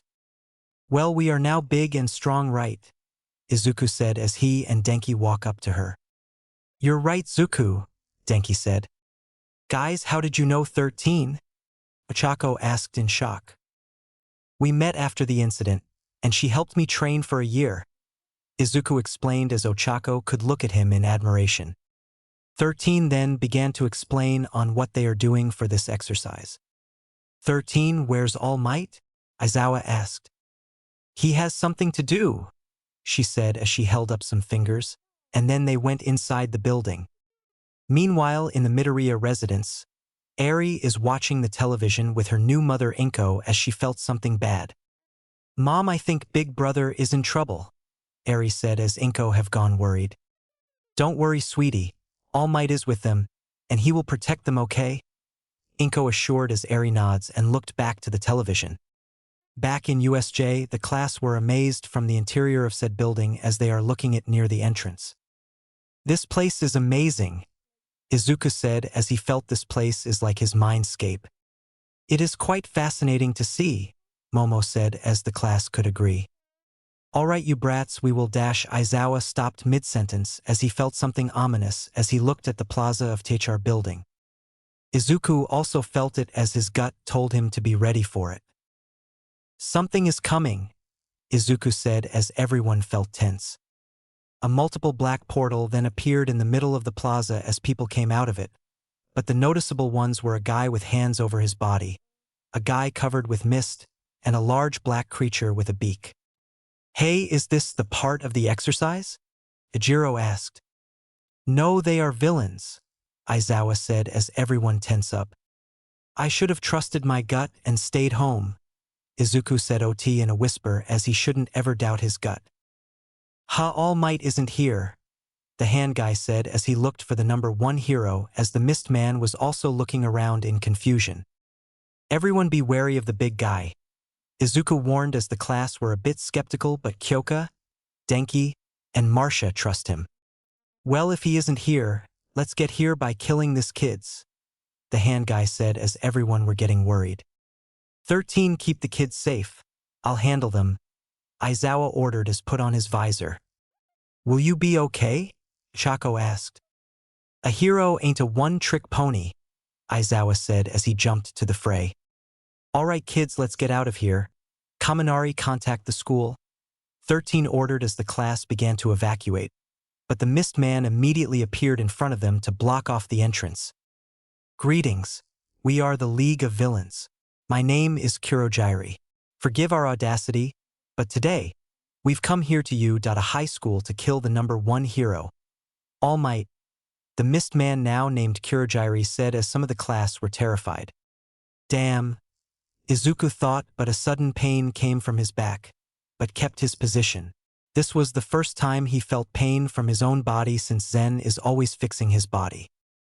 Kurojairi was curious about the missing hero's location, but 13 wouldn't tell anything. Well, let's remove the new opportunity of the future, he said in hidden malice as the whole class were getting creeped out. Like hell! The sudden yell of Katsuki caused the villain to stumble from the sudden outburst as he saw the blonde along with Ejiro running at him. Stop, you idiots! Izuku shouted as he tried to move, but his body is in a strange pain. Suddenly black portals appeared below on some of the class as they fell through it. Midoriya, Uraraka, Tenya shouted as he was part of the class that didn't get sucked in. He just hoped that they are okay. Izuku then saw light as he saw that he was on the flood zone and he crashed in the water. Izuku quickly used his telekinesis to make the rocks below the water as platforms, and ran on it to get on the boat near him. He then saw Tsuyu and his cousin getting to the boat as well, but swarm of villains are chasing them. He could see that the two girls can handle this, since he knows the frog girl can handle it, and Marcia he could only shiver as he remembered on what she can do. He saw Tsuyu getting in the boat with a large leap, and Marcia used the plant life underwater to get her up. Izuku decided to check them if they are okay as he dropped of his platform and onto the boat. Hey guys, are you okay? He asked. We're fine, Midoriya, but we are surrounded, Tsuyu said as the three of them looked to the water, and indeed they were surrounded by villains. Who says that? Izuku asked with a menacing smile, which Tsuyu flinched at, as he walked to the side of the ship and spinning his arm around. Hey, what is that kid doing? One of the villains said as they were confused from the smiling teen. Izuku immediately jumped off the ship and shouted, Mjolnir! He slammed his fist on the water, and the liquid blew up like a minesweeper blows up, and the villains were carried away by the explosion to the sky. Tsuyu still looked stoic, but underneath she was shocked from the power behind the punch as she saw the villains began to fall in different places knocked out. The two could feel the boat being rocked around by waves from the hammer fist as they hold on to the railings. The rocking stopped as the two girls finally let go and looked for the male Midoriya, and they saw him waving at them from the shore with a grin. Tsu, let's go, Marcia said as Tsuyu could only nod as they used their quirks to go to the shore. As they now set foot on solid ground, Izuku immediately grabbed hold on them from their waist and begun to run in extreme speed. Izuku, slow down, Marcia shouted at him in fright as Tsuyu is also surprised. No time, that beak head is major trouble, Izuku said as he felt his body ache again. Damn it, what is going on? He thought as he kept running to the plaza. The three finally reached the plaza as they saw the rest of their classmates there, but they could see 13 out of commission since her costume is ripped in half. Izuku was more focused to his teacher Aizawa, who was being beaten around by the bulky creature. Izuku jumped into the air to reach the entrance as to avoid the fight below. When they landed, Izuku finally let go of the two girls as he looked and asked, Where's Tenya? He's getting back up, Denki explained as he strangely have electricity traveling around his body.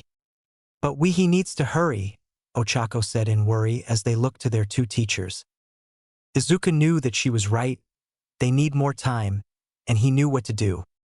I'm going in, Izuku said as the class except his two best friends and cousin look at him in shock. Dude, I know you are strong and all, but can really beat that thing? Ejiro said as he points to the mindless behemoth. Yeah. Do you think you can handle that thing? Zero said as he could only agree with the redhead. Who says that I couldn't handle it? Izuku said with a challenging smile, but his body began to ache. "Whoa, Zuko, what's going on?" Denki said as he went to his friend's side. "I don't know," he said as he felt the pain getting stronger as a black aura covered him. Everyone stayed back as the aura continued to grow as everyone felt the fear of death around them along with the villains. Suddenly a long black furry arm came out of Izuku's back as he screamed pain, and made his classmates freak out till they heard a maniacal laugh. "What was that?" the hand guy said as he felt the effect of the aura along with Kurogiri till they heard the same laughter. "Arg!" Izuku screamed in pain and went to his knees as another arm came out of his back. "Zuzu!" Kyoka shouted as she tried to get near, but Momo quickly caught her from her waist to stop her. "Wait!" Momo shouted as she struggled to keep her hold on Kyoka. In Izuku's mindscape, Zen is laying on the ground in defeat as the bottom half of his body turned to the two black arms that pierced the ceiling of the world. "Boy, I hope you learn to control this," Zen said as he could only saw darkness as he dreaded this day. A dark part of him have escaped. Then a burst of the black aura blown the students away as Izuku could lay on the ground in pain. The other students also groan as they look up and were scared from what they saw. Standing on top of Izuku is a tall, frail, black-skinned humanoid with its upper body being very muscular. Black fur covered its back along with a row of bone spikes along its spine and its elbows, a large furry black mane, and a skull-like mask with a crack on the right part of its face as its eyes has black scaras and white irises. The creature raised up its arms and shouted in a deep and disturbing voice, "I'm finally free!" The class were scared from the beast in front of them as they hope it didn't notice them. The creature then saw the other creature holding down Aizawa as it gave a vicious smile and said, "And I found my prey." It then charged at the bulky creature like a wild beast as it roared to show its black tongue. "Nomu, get that thing," the hand guy ordered to the bulky creature as it let go of the defenseless teacher and charged to the black creature. "Like this thing will defeat me. The mighty Een," the creature named Een declared as it used its large hands to pull out a large boulder from the ground and tossed it to its opponent. The Nomu just hid away, but Een is immediately in front of it and the black-furred beast gave it a powerful uppercut on its beak. "Die!" Een shouted as it continued to beat the artificial monster down. "Cool. This NPC is weird, but cool. What do you think it is, Kurogiri?" the hand man asked. "I don't know, Shigaraki, but Nomu better beat it," Kurogiri said to hand man now named Shigaraki as they continued to watch the maned beast Een battling their weapon. "What did you say? You're next."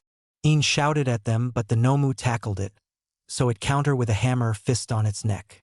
"Don't get into this."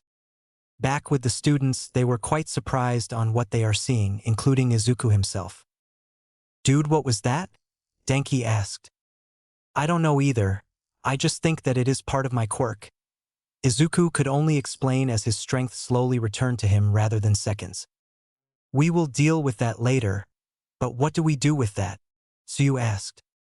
"I have an idea, and I think this will be a win-win," Izuku said with a confident smile. Back with the two monsters' battle, Een continued to fight off its opponent with sheer brutality as it tried everything to kill its opponent. "Why don't you just die?" Een yelled out angrily. "Ha ha ha. Nomu has two quirks, shock absorption and regeneration. The perfect weapon to beat All Might. And you think you can beat it?" Shigaraki mocked as Een immediately went in a mad rage as it continued to pummel the Nomu down. The Nomu still keep up with its endless attacks, but its attack doesn't affect Een at all. They are so distracted that they didn't notice a stream of lightning went past them and got electrocuted.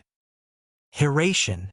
The stream of lightning revealed itself as Denki himself as he is right now covered in electricity and was moving around like he was teleporting.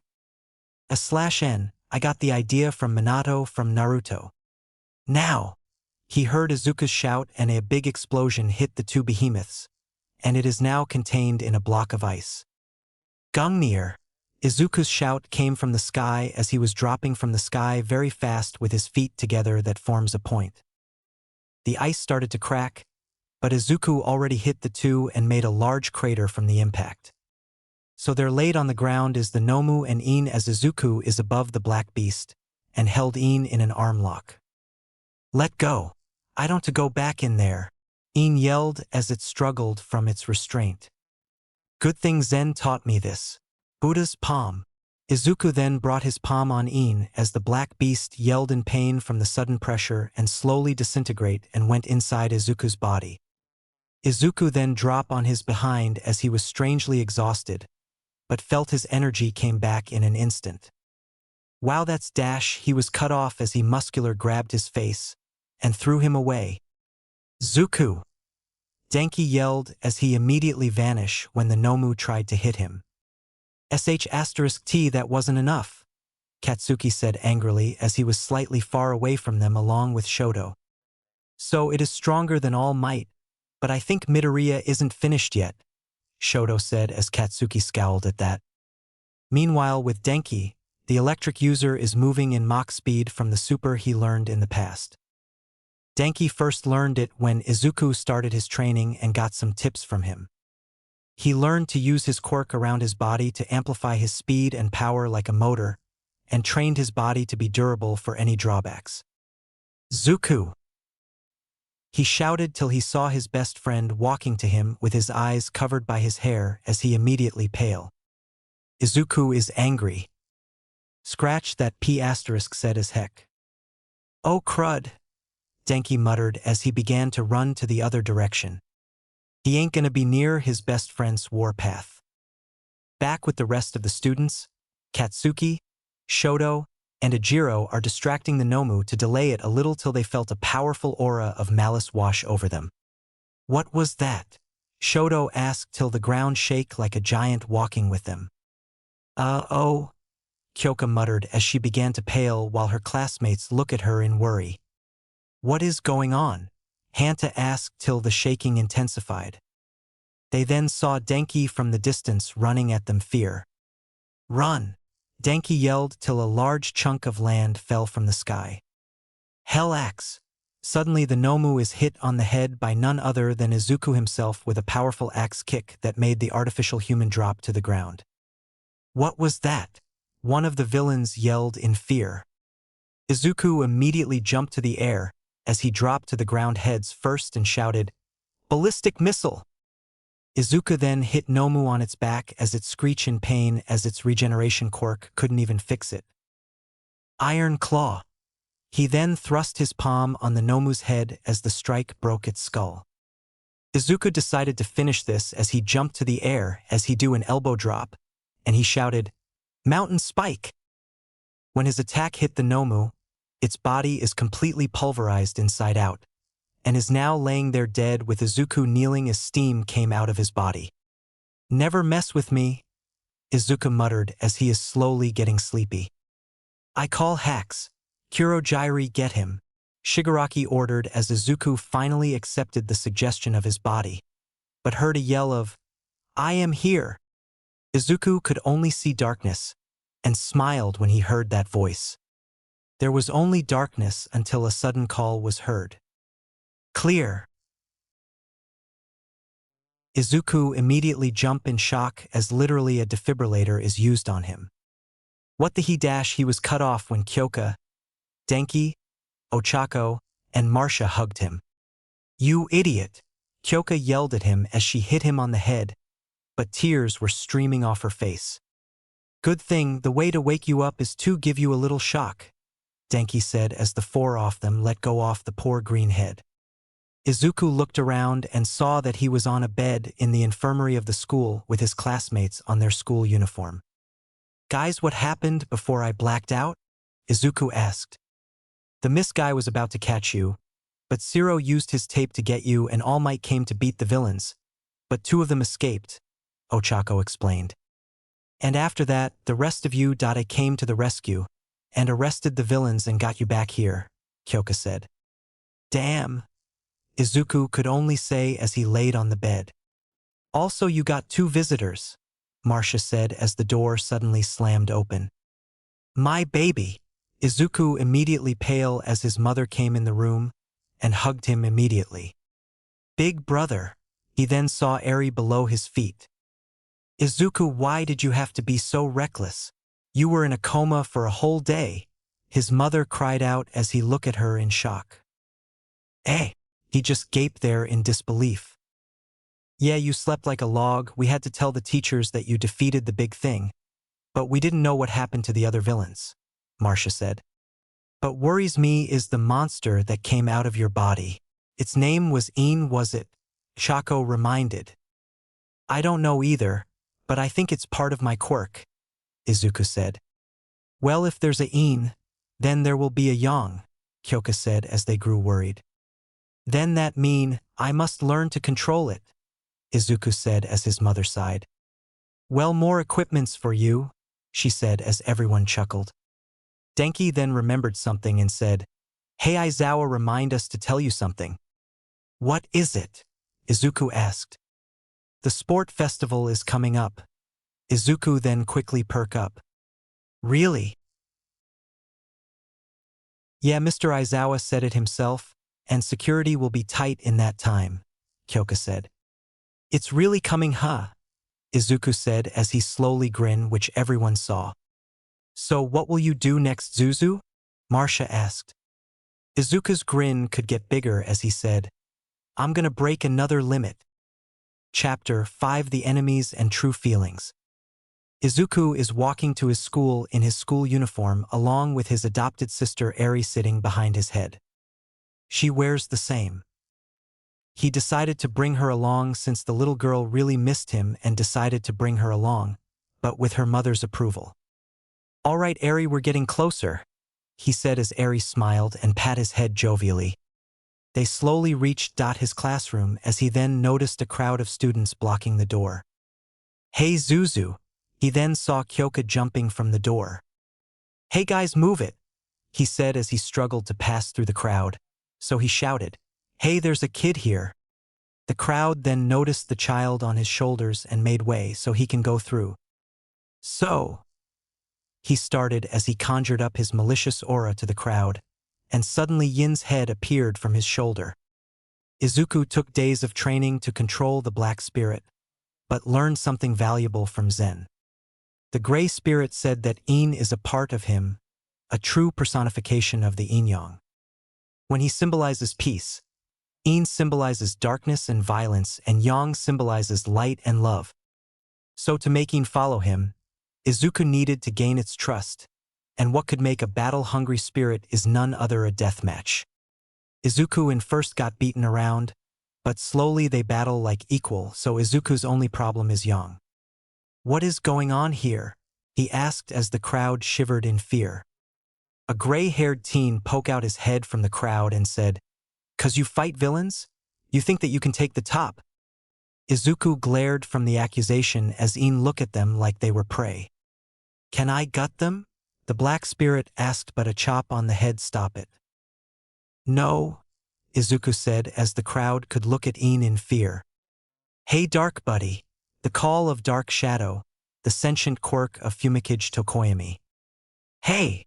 Een called out as it got out of Izuku's body and went to the shadow spirit for a chat. The whole class got used from Yin's presence when it suddenly came out of Izuku's body. So this is what is going about. We could have died, you idiots. You worry about fame, but not worry for the safety of a fellow student. Izuku scolded the crowd as they looked down with shame. Maybe they are not so bad. Yeah. We shouldn't have done this. The crowd admired wholeheartedly as they apologized to the class. That's right, why dash? Don't make matters worse. Izuku punched Katsuki's head as he will not let this get any worse. So he's the only overconfident one, huh? Purple-haired teen asked.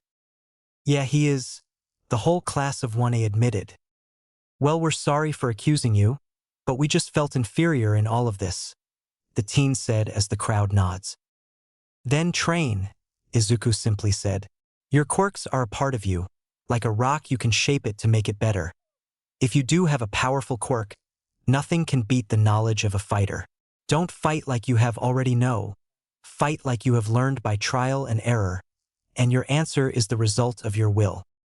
Everyone were in awe from his words, they felt more confident to be the best and strong.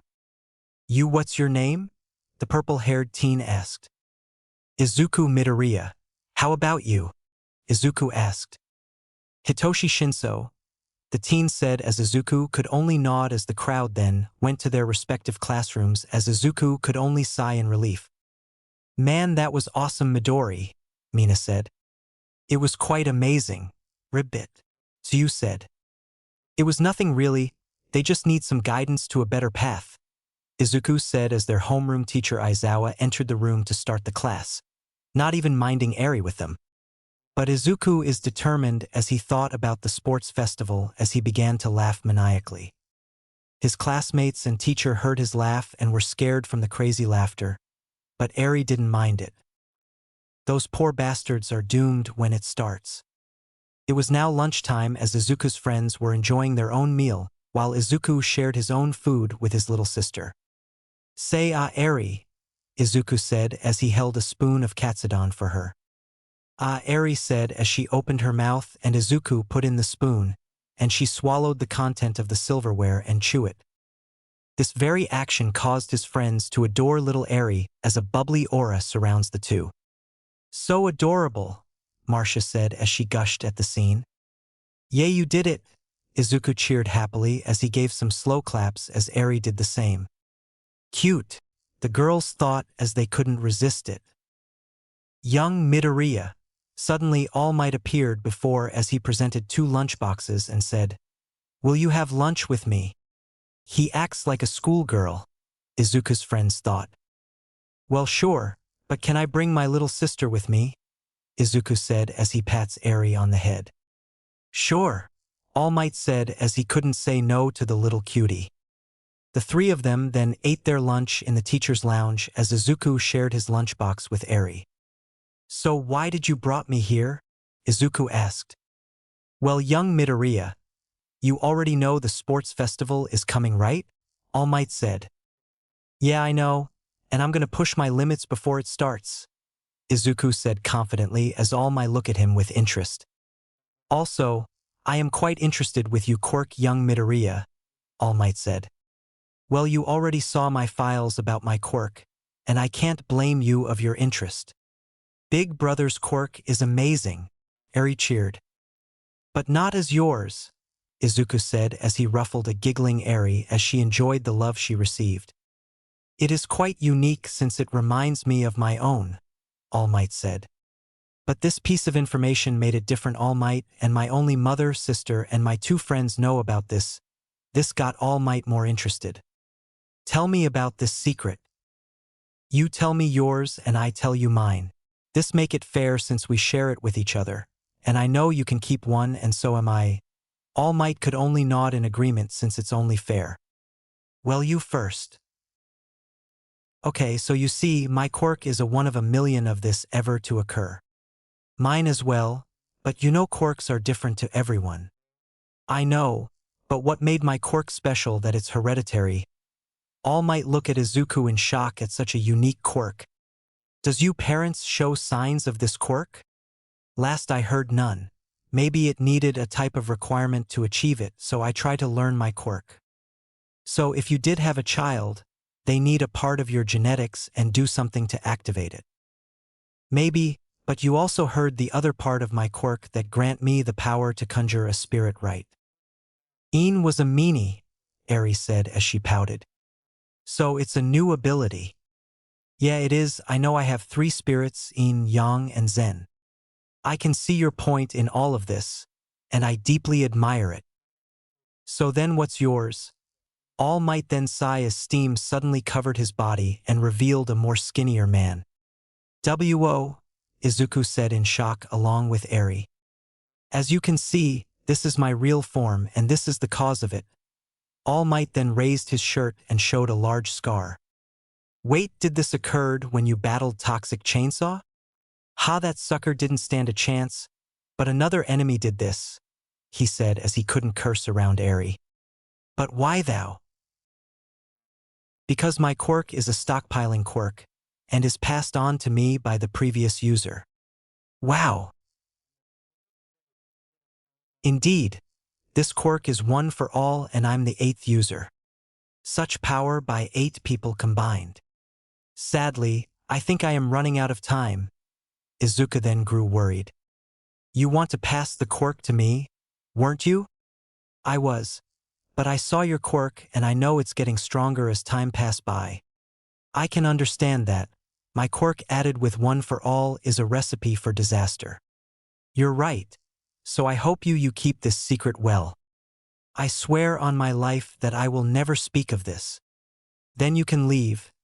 Izuku and Eri then left the room as All Might could only smile for the green-haired teen. I can already see a great future with you, but right now, I need to pass one for all to the student night I recommended. He thought as he also left the room. Class finally finished as Izuku and Eri are on walking out of the campus in the same position when they entered. Hey Zuzu! He then heard Kyoka as he turned around and saw her running at him. Hey Kyoka, what's up? He asked. Hey Kyoka, Eri greeted. Hey Eri, and for your question Zuzu. Can I go with you? It has been forever to see Aunt Inko, Kyoka said. Well sure, but can you keep up? Izuku said, but Kyoka pulled his ear. This isn't a race, so let's go, she said as she began to drag the green-haired boy by the ear while Eri held on to his head.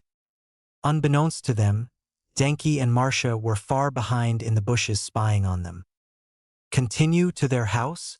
Denki asked. Yes, Marcia said as they got off the bushes and followed the two from the distance. Izuku, Eri, and Kyoka are walking down the streets as it was bustling with people. Now tell me why you are following me, Izuku asked as Kyoka looked at him. What do you mean? She asked in curiosity, but she was actually nervous. I'm not stupid, Kyoka, and you already know my gut talking to me? Izuku said as Kyoka could only sigh. I should have known you'll notice very quickly. She took a deep breath and said, Izuku, can I ask you something? Yeah, what is it? He said in curiosity. It's now or never, she thought then said. Do you think I'm beautiful? Izuku is immediately shocked from the question, and was very nervous to answer. You're pretty, Kyoka, Eri said, which made the purplet smile. Thanks, Eri, but I want the answer from your brother, Kyoka said as she points to Izuku. Why do you ask, Kyoka? Izuku asked as Kyoka thought about it.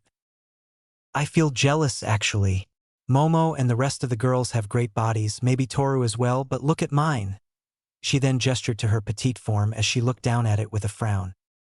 Izuku could feel pity as he put his hand on her chin and raised her face to his eye level and said, Kyoka, you might not have the body, but when I first saw you, you were elegant and dazzling. Kyoka blushed as his words were literally smooth as heck. Izuku then continued, You were the first female friend I had, Kyoka. The other girls I met always gave me a bad feeling, but when I am near you, I feel fine. Really? She asked as she was still blushing, and he nods. People may think that I'm an idiot for having incredible strength, but I'm quite intelligent to solve problems than people expected to someone with strengthening quirk. I know those girls look at me like I was a set of jewelries, but the girls in our class, maybe Toru and Mina, doesn't see me like that. But you, Kyoka, make me feel safer than anyone, he said as he was slightly blushing while Eri looked confused. So what do you mean? Kyoka asked as she felt her heart beating as the both of them stopped walking. This feeling stayed with me for a very long time since I was scared to know, but I feel it's right to say that I love you, Kyoka Jairu, Izuku said as he kneeled and grabbed her hands and brought it to his forehead. Kyoka felt her heart beating and tears are streaming down her face as she also kneeled down and kissed him on his forehead. And I love you as well, Kyoka said as both of them smiled. I'm gonna tell Mom, Eri said as the two immediately paled. Please don't tell her, Izuku begged as he felt his gut acting again. I'm gonna tell, Eri said as she pointed at them accusingly. I already feel the headache when she finds out. I'm telling. I'll buy you candy apples for a month, Kyoka quickly said as Eri drooled at the prospect of the sweetened fruit. Okay, she said as two of them sighed. So want to have lunch tomorrow? Izuku asked as Kyoka looked at him. Are you asking for a date, mister? She asked smugly as Izuku chuckled. And what if you gonna accept? Izuku said, but Kyoka punched him lightly on the shoulder and the three continued to walk away. Unbeknownst to the three, Marcia and Denki are on the opposite street watching them in robes and shades as they quietly cheered. Finally they confessed, Denki said. You know, we can be like that as well, Marcia teased as Denki looked at her blankly till he grabbed her face and kissed her lips with his own. Marcia was shocked and is blushing that made her look like a tomato.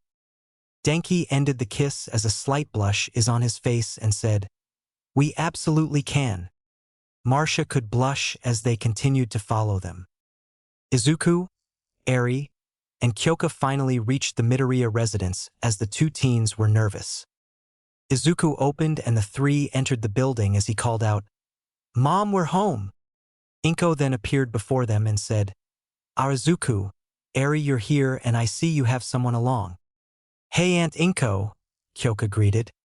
Hello Kyoka, how's your parents doing? Inko asked. They're fine and still the same. That's good. I wish your mother could join me and the other two in an outing.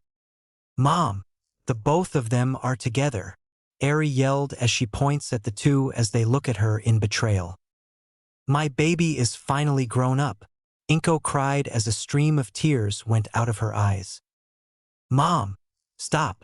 You'll flood the house, Izuku shouted as he and Kyoka tried to calm her down while Eri is just splashing the tears. What? Inko continued to cry as Izuku could groan as he and Kyoka started to mop the tears away, but felt their hearts connect to each other. It is now a new day as Izuku and Kyoka are walking in a mall in casual clothes. Last night was kinda hectic after Izuku's mother finally calmed down. Inko was happy for her baby boy now having a girlfriend, and the new couple were blushing when Inko mentioned grandchildren and her being a grandmother.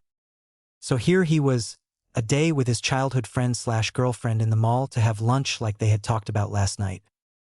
So where first? Izuku asked. We could buy something, then have something to eat, Kyoka suggested. Well, okay if you want, Izuku said.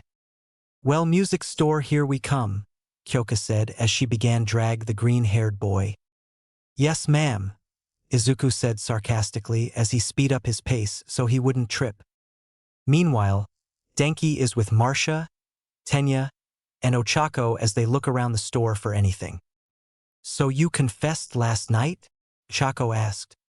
Nah, more like I kissed her on the spot, Denki said as Marcia blushed in embarrassment. Denki, that is no way to confess, but congratulations for your new relationship, Tenya said. Thanks, man, Denki said till Marcia nudged him. Is that Izuku and Kyoka? Marcia asked as she points Aro somewhere and the three followed where she points, and they indeed saw Izuku and Kyoka. Yeah, it's them, Ochako said in shock. So the two of them are a couple as well, I presume? Tenya asked. Yeah, but we kinda spy on them, Marcia said nervously as Tenya began to scold her. And I think I know where they are going. Follow me, Denki said as the four began to follow the other couple.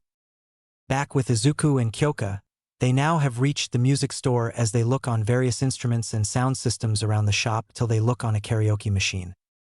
Say, Kyoka, do you still remember the song we liked when we were kids? Izuku asked. Yeah, I remember Zuzu. So why asked? She asked. Want to sing it? To bring those memories that we had? Izuku asked as Kyoka smiled. Hey, can we use the karaoke machine? Kyoka asked the staff that was lazing around. Just don't break it, the employee said. Well, you heard him, Izuku said as Kyoka began to select the song. The monitor of the machine then showed the song's name. Dusk Till Dawn. Izuku then grabbed the microphone as he smiled when he saw Kyoka's onyx eyes look to his green eyes. Not trying to be indie. Not trying to be cool. Just trying to be in this. Tell me how you choose. Can you feel why you're in this? Can you feel it through all of the windows? inside this room. 'Cause I want to touch you, baby. And I want to feel you too. I want to see the sunrise and your sins. Just me and you. Light it up on the run. Let's make love tonight. Make it up, fall in love, try. But you'll never be alone. I'll be with you from dusk till dawn. I'll be with you from dusk till dawn. Baby, I'm right here. I'll hold you when things go wrong. I'll be with you from dusk till dawn. I'll be with you from dusk till dawn. Baby, I'm right here. I'll be with you from dusk till dawn. Baby, I'm right here. We were shut like a jacket. So do your zip. We will roll down the rapids to find a wave that fits. Can you feel where the wind is? Can you feel it through all of the windows inside this room? 'Cause I want to touch you, baby. I want to feel you too. I want to see the sunrise and your sins. Just me and you. Light it up on the run. Let's make love tonight. Make it up, fall in love, try. But you'll never be alone. I'll be with you from dusk till dawn. I'll be with you from dusk till dawn. Baby, I'm right here. I'll hold you when things go wrong. I'll be with you from dusk till dawn. I'll be with you from dusk till dawn. Baby, I'm right here. Go give love to your body. It's only you that can stop it. Go give love to your body. It's only you that can stop it. Go give love to your body. It's only you that can stop it. Go give love to your body. Go give love to your body. But you'll never be alone. I'll be with you from dusk till dawn. I'll be with you from dusk till dawn. Baby, I'm right here. I'll hold you when things go wrong. I'll be with you from dusk till dawn. I'll be with you from dusk till dawn. Baby, I'm right here. I'll be with you from dusk till dawn. Baby, I'm right here. The two of them then stop as Kyoka is tired from singing while Izuku is okay due to his stamina. They then heard multiple clapping and saw Denki, Marcia, Ochako, Tenya, and a huge audience applauding on their performance, even though the lazy staff is crying on how beautiful the way they sing. The two of them blushed as their four friends walked to them. Man, Zuku, you still remembered that? Dude, I hoped you forgot that song since you kept singing it for months with Kyoka, Denki said as Izuku rubbed the back of his head sheepishly as he remembered that certain event. That was awesome, Izuku, Ochako shouted. The way you two sing is too beautiful and such emotion you let out for it, Tenya praised. And also, Marcia said with a devious smile as she is holding a green phone and showed a video of the two singing. This will have multiple views soon enough. Izuku and Kyoka then blushed in an atomic level as Izuku now resembles a tomato and Kyoka resembles a red plum. Marcia, Izuku and Kyoka yelled in embarrassment, but were secretly happy for each other when their bond continued to grow. Izuku then got an idea. Hey guys, I think I have something for the sports festival. What is it? Marcia asked as she began to send the video. Izuku then grinned and said, something that is going to be extravagant. Well, when do we start? Ochako asked. Tomorrow, because we are going to show the world what we have, Izuku said as his eyes glowed when he thought of his plan. This would be the greatest. This would be amazing. This would be beautiful. But most importantly, it would be divine. To show the world the power that was bestowed to him. Chapter 6: The Sports Festival Part 1. It was now the sports festival, the time for the students to show their capabilities to the heroes that are watching them. Where the students will prove their worth to everyone as they will use their true strength. Izuku is with his classmates, wearing his red bandana from his hero costume, as the class were in their PTA uniforms and were excited and determined for the sports festival to start. You guys ready? Izuku asked as he was determined, but his aura of malice clearly showed that he go overboard. His classmates were scared of it, except for Ochako as she showed her own with a scary face. "Yeah," Ochako yelled. I said, "Are you ready?" Izuku said it louder as his aura grows. "Yeah," Ochako shouted as hers also grow, but their classmates were giving weaker shouts as they are scared from the aura the two were releasing. "What do you think the property damage will be?" Denki asked Kyoka. "I hope it will not be having you Dada getting bankrupt," Kyoka said as she could only imagine it. "Oh, the horror."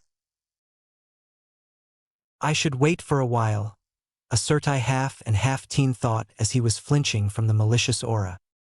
"Let me hear you roar," Izuku yelled. "Roar." Ochako then did it, with Ejiro also doing it as he thinks it looks so manly. Een then appeared with them as the black spirit laugh in excitement. "I could already hear their screams of pain," Een said as it continued to laugh. "Shut up, Een," Izuku scolded the spirit, but it only chuckles and went back to Izuku's body as his aura disappeared. "I'm really excited," Mina said when the deadly aura finally disappeared. "No kidding," Zero said. "Yeah," Ejiro shouted. "Remember, pro heroes are watching us, so let's do our best," Kyoka said as everyone agreed. They then walked to outside to go to the arena as they don't like to be late. Class 1A and the rest of the students from the other classes are gathered in the stadium with the R-rated hero. Midnight in the middle of it all and got some lecherous stares from the guys and some females drooling at her. Assets. Cough.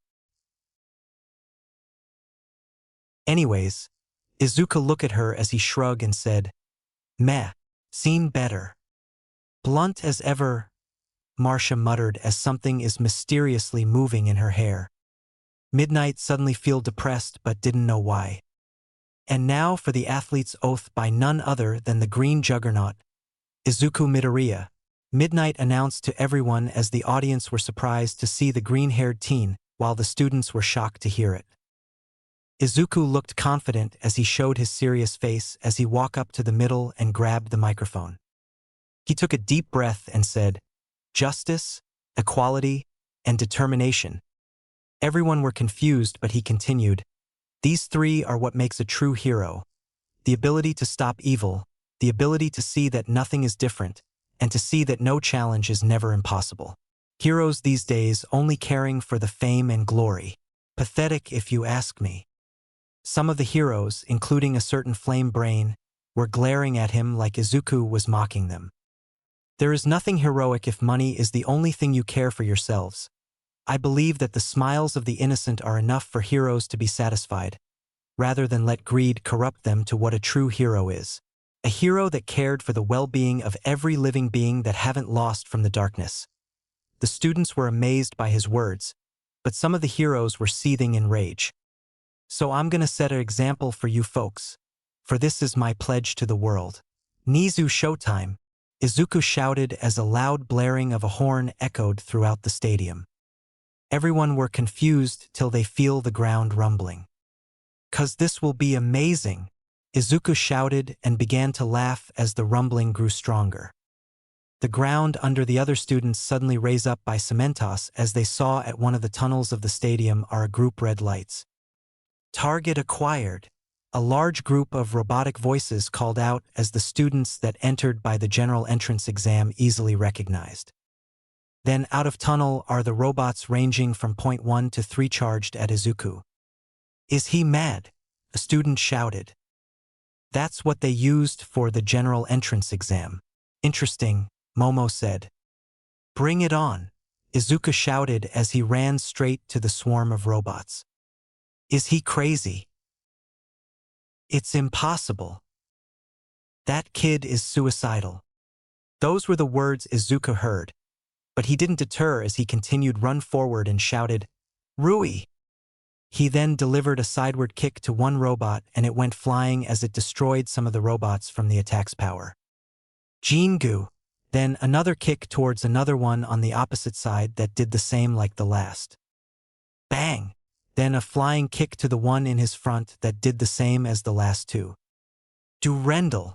He then chop a robot's head, but added his telekinesis to make it a flying slash attack that decapitate the robots behind his target. The robots continued to surround him, but Izuku shouted, "Aegis!" His muscles tightened as his shirt got ripped, and the robots around him were crushed by the pressure that he exerts out of his body. Every woman openly drooled when they saw his perfect body, and the men were either jealous or depressed.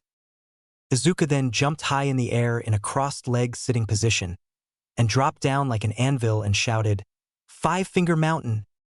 As crashed on the ground, robots that are 50 meters around him were crushed from the pressure of it, and continued to destroy the remaining robots. The audience were either in shock, fear, or awe as they continued to watch the Juggernaut's endless onslaught. The students were the same as the audience as they truly witnessed the power of his quirk. Suddenly a zero-pointer entered the stadium as the general entrance exam takers were either scared or neutral when they saw it. "This is the big finale," Izuku declared as he ran up to the iron behemoth while holding his left arm, that is surrounded by his aura. He is then right in front of the giant and he shouted, "God Fist!" He then did a powerful uppercut that hit it below its head, and is launched to the air in immense speed like a bullet. Everyone were shocked from his last attack as Izuku literally sent it to space like it was nothing but a piece of stone with the clouds being blown away. In the Midoriya residence, Inko and Eri were watching the whole thing on the television as the green-haired woman could only sigh while Eri looked at Izuku with awe. "Only you can think of this," Inko muttered as she smiled for her son. Back to the stadium, everyone were silent as they couldn't believe the godlike power of Izuku. Kyoka and Denki began to cheer for him, followed by their classmates, the rest of the students, the staff, and followed by literally everyone. "Rah!" Izuku roared to the heavens as his body began to let out steam as everyone continued to cheer louder, and Cementos lowered the ground where the students were standing. "Now that's what I call unleash the beast, ladies and gentlemen. Our resident juggernaut really showed those bots who's boss," Present Mike announced as Aizawa, who was sitting beside the loud blonde and is wrapped in bandages like a mummy, could only grumble from his loud mouth. "Mike, quiet down," Aizawa said. "Well, let's start, shall we?" "Midnight," Present Mike said. "You got it," Midnight said with a grin. "And the first game is—" A giant holographic screen then appeared behind her as it showed the word, "Obstacle Course." "The obstacle course," she shouted at the audience and the students. "An obstacle course? That doesn't sound so bad." Those were the words Izuku heard, as he was wearing a new shirt and standing with his classmates, as Midnight explained the rules to everyone. Basically, everyone can use their quirks as much as they want and not leave the track, but Izuku Midoriya always wanted a challenge. "I should use the other part of my quirk," he thought as he would his mind instead of his body for this one. Every student then gathered around and faced the designated tunnel for them to use. "Zuzu, don't get overboard," Kyoko warned her boyfriend.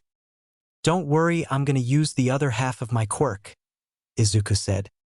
"Dude, this might let your other spirit out," Denki said. "Because I am. Remember, I'm still learning my quirk and how to harness it. So let me be," Izuku said with reassuring smile as his eyes glowed and he began to float off the ground. "Well, if you say so," Denki said as he is in Haration mode. "This is a race, so take it easy," Kyoka said as she pierced the ground with her jacks. "Setting limits?" Izuku mumbled as he set his weight, that was hidden in his uniform, to the heaviest setting. "On your marks," Midnight announced as the crowd began to cheer. "I will only use this % of my power," Izuku said as he set himself in a crossed-leg sitting position. "Get set." A limit that will give the others a chance. He then noticed Denki letting his lightning coat his body, and he could feel Kyoka's heart beating rapidly because of the adrenaline. "Go!" 5%. And all hell broke loose. Every student tried to squeeze through the tight corridor, but the ground suddenly got covered in ice. "Ballista!" Izuku's shout echoed through the tunnel as he soared through it by going above the crowd. Hiration! Denki's shout follows his as he ran on the wall. Beat burst, and lastly Kyoka's, as the ground below her blew up and launched her forward. The other students of Class 1A followed their lead with Shota Todoroki, the one who caused the ice, is in front of everyone. The two colored-haired teen then froze the entrance from the outside of the tunnel, but didn't stop Izuku from moving as the green-haired boy just headbutt the blockade for a decent-sized hole for everyone to enter. Let's go! Izuku roared as everyone quickly run outside with each one used their quirks to get out. Shota sneered as he slid across the ground by freezing it. Hey there! Shota immediately jumped in surprise as he looked to his left and saw Izuku beside him floating while on his back. See ya! Izuku said as he sped up his pace. And Izuku Midoriya took first place with no problem at all, Present Mike announced. He knows that using the other half of his quirk will help him because his other half more relies on hand-to-hand combat rather than long-range combat, which will help him get some distance along with some air mobility, Aizawa said in a monotone voice, but was quite interested of how powerful is Izuku's telekinesis. Well, some of the competitors are nearing the first obstacle. The Robo Inferno, the blonde loudmouth announced as the students saw a much larger swarm of robots. But there are more zero-pointers. Now that's a challenge, Izuku shouted in glee as his eyes glowed more brightly.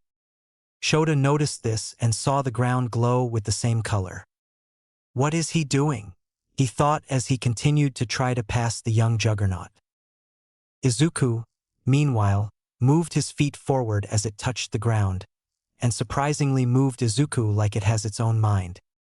Ground surfer, Izuku shouted as he went to a surfer pose, and the ground moved like a wave with the green outlines surrounding it.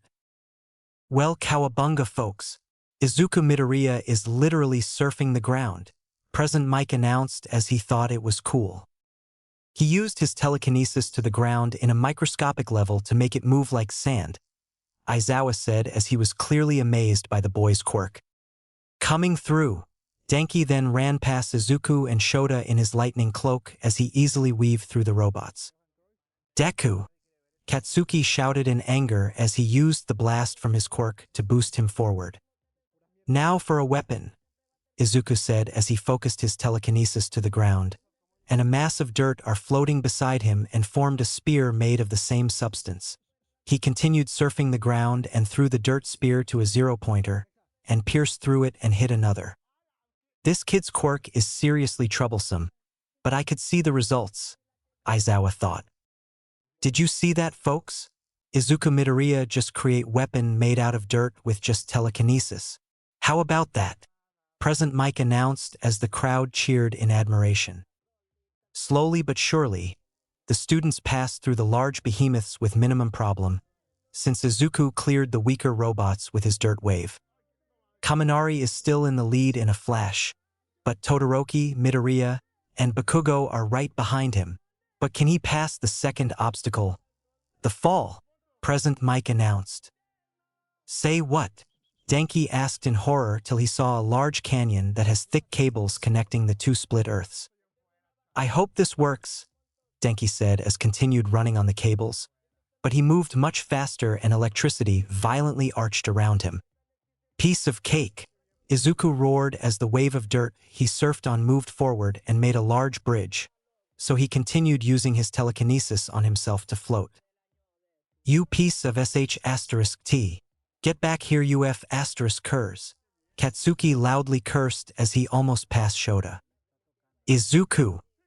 The green-haired teen then saw her cousin using her quirk to the trees as her personal carriage along some of the students close by.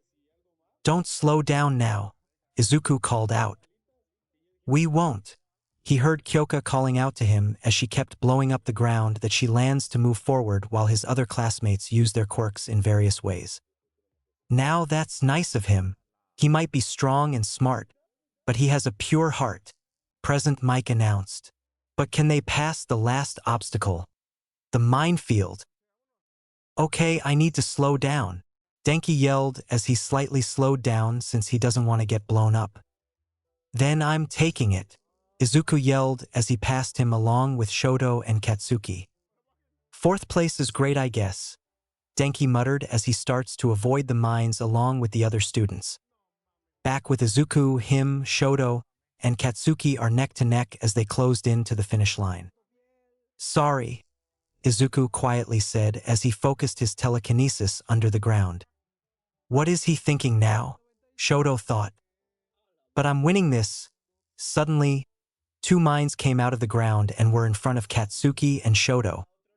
Son of a Katsuki is then cut off as him and Shoto were blown away by the landmines, and Izuku sped forward. That was amazing, folks. Izuku Midoriya just blasts them with the minefields and takes first place, President Mike announced as the crowd began to cheer louder. Victory is mine. Ha ha ha. Izuku laughed as he finally reached the end of the tunnel. And there you have it, folks. Izuku Midoriya just completed the first game of the sports festival with little problem at all, President Mike announced as Izuku raised both his arms and roared to everyone. Yay, big brother won. Eri cheered as Inko smiled for her son. You would always surprise the everyone, she said as she saw his son began to flex for the camera. Look at him showboating, but wouldn't blame him. That was amazing. Eraserhead, my good man, how can this guy ever reach this far? President Mike asked. For all I know, he trained his body over and over again to have this kind of power, and a lot of focus for his telekinesis to have that kind of control, Aizawa said. Then that kid will go far. This really shows that Quirk still has some secrets to be known. Not too loud, you moron, Aizawa sneered at his co-host. The other students began to enter the arena with Shoto having second, Katsuki having third, Denki having fourth, and so on till it stopped to the 42nd place, which is the French boy Yuga Aoyama. Now that is what I call intense there, folks. Many of the competitors are really showing their full capabilities, but we still need more of it though, President Mike announced as the crowd feel excited.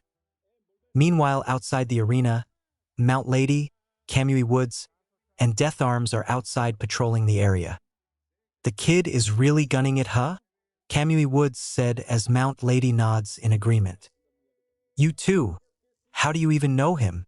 You didn't really specify it, Death Arms asked. It's when we were still heroes in training.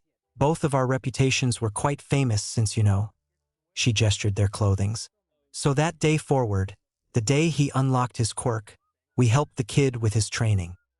The kid was really daring. He pulled a car when he was 6, a bus when he was 8, a truck when he was 10, and a boat when he was 12, Kamui Woods said.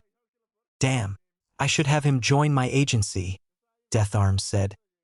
I recommend that you wouldn't. He might cause some major property, Mount Lady warned. Yeah, you're right. His quirk is really too much, Death Arms said as he shuddered when he remembered the slime villain. He might be a force to be reckoned with. Now for the next game is. The large holographic screen then showed the word, Cavalry Battle. Is a cavalry battle.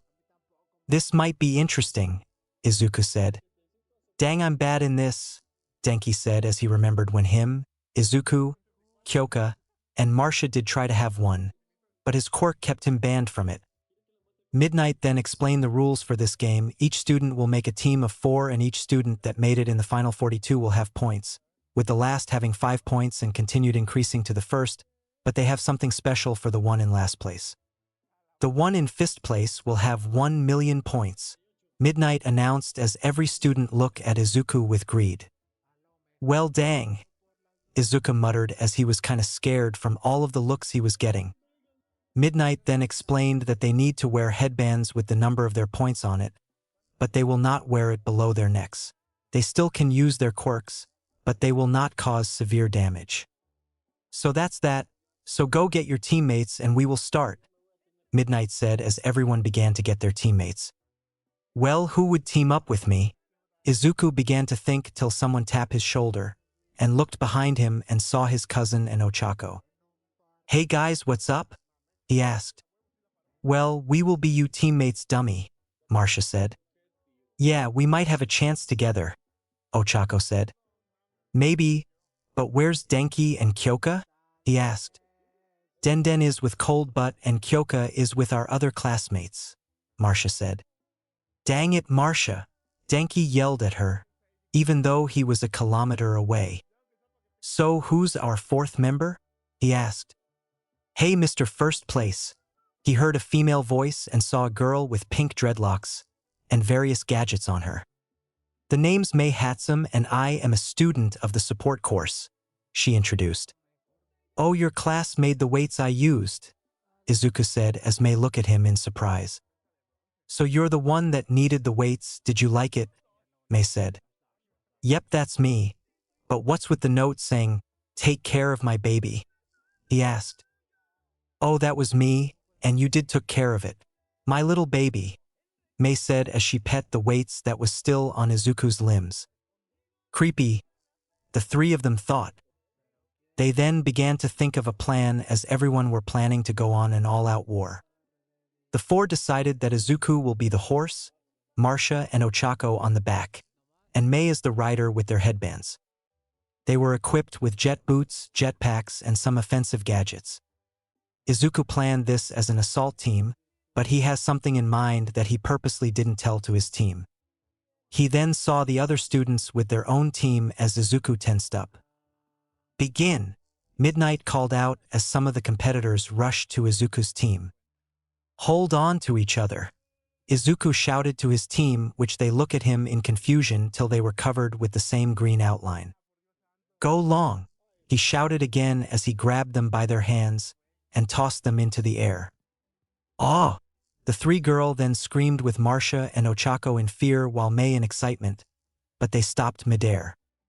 Is that even allowed? Present Mike shouted to Midnight. If only they touched the ground, so no, Midnight said. Holy smokes, that was an amazing idea, Present Mike announced. I resent that, one of the students of Class 1B, Ibara Shiozaki shouted at something related to her religion.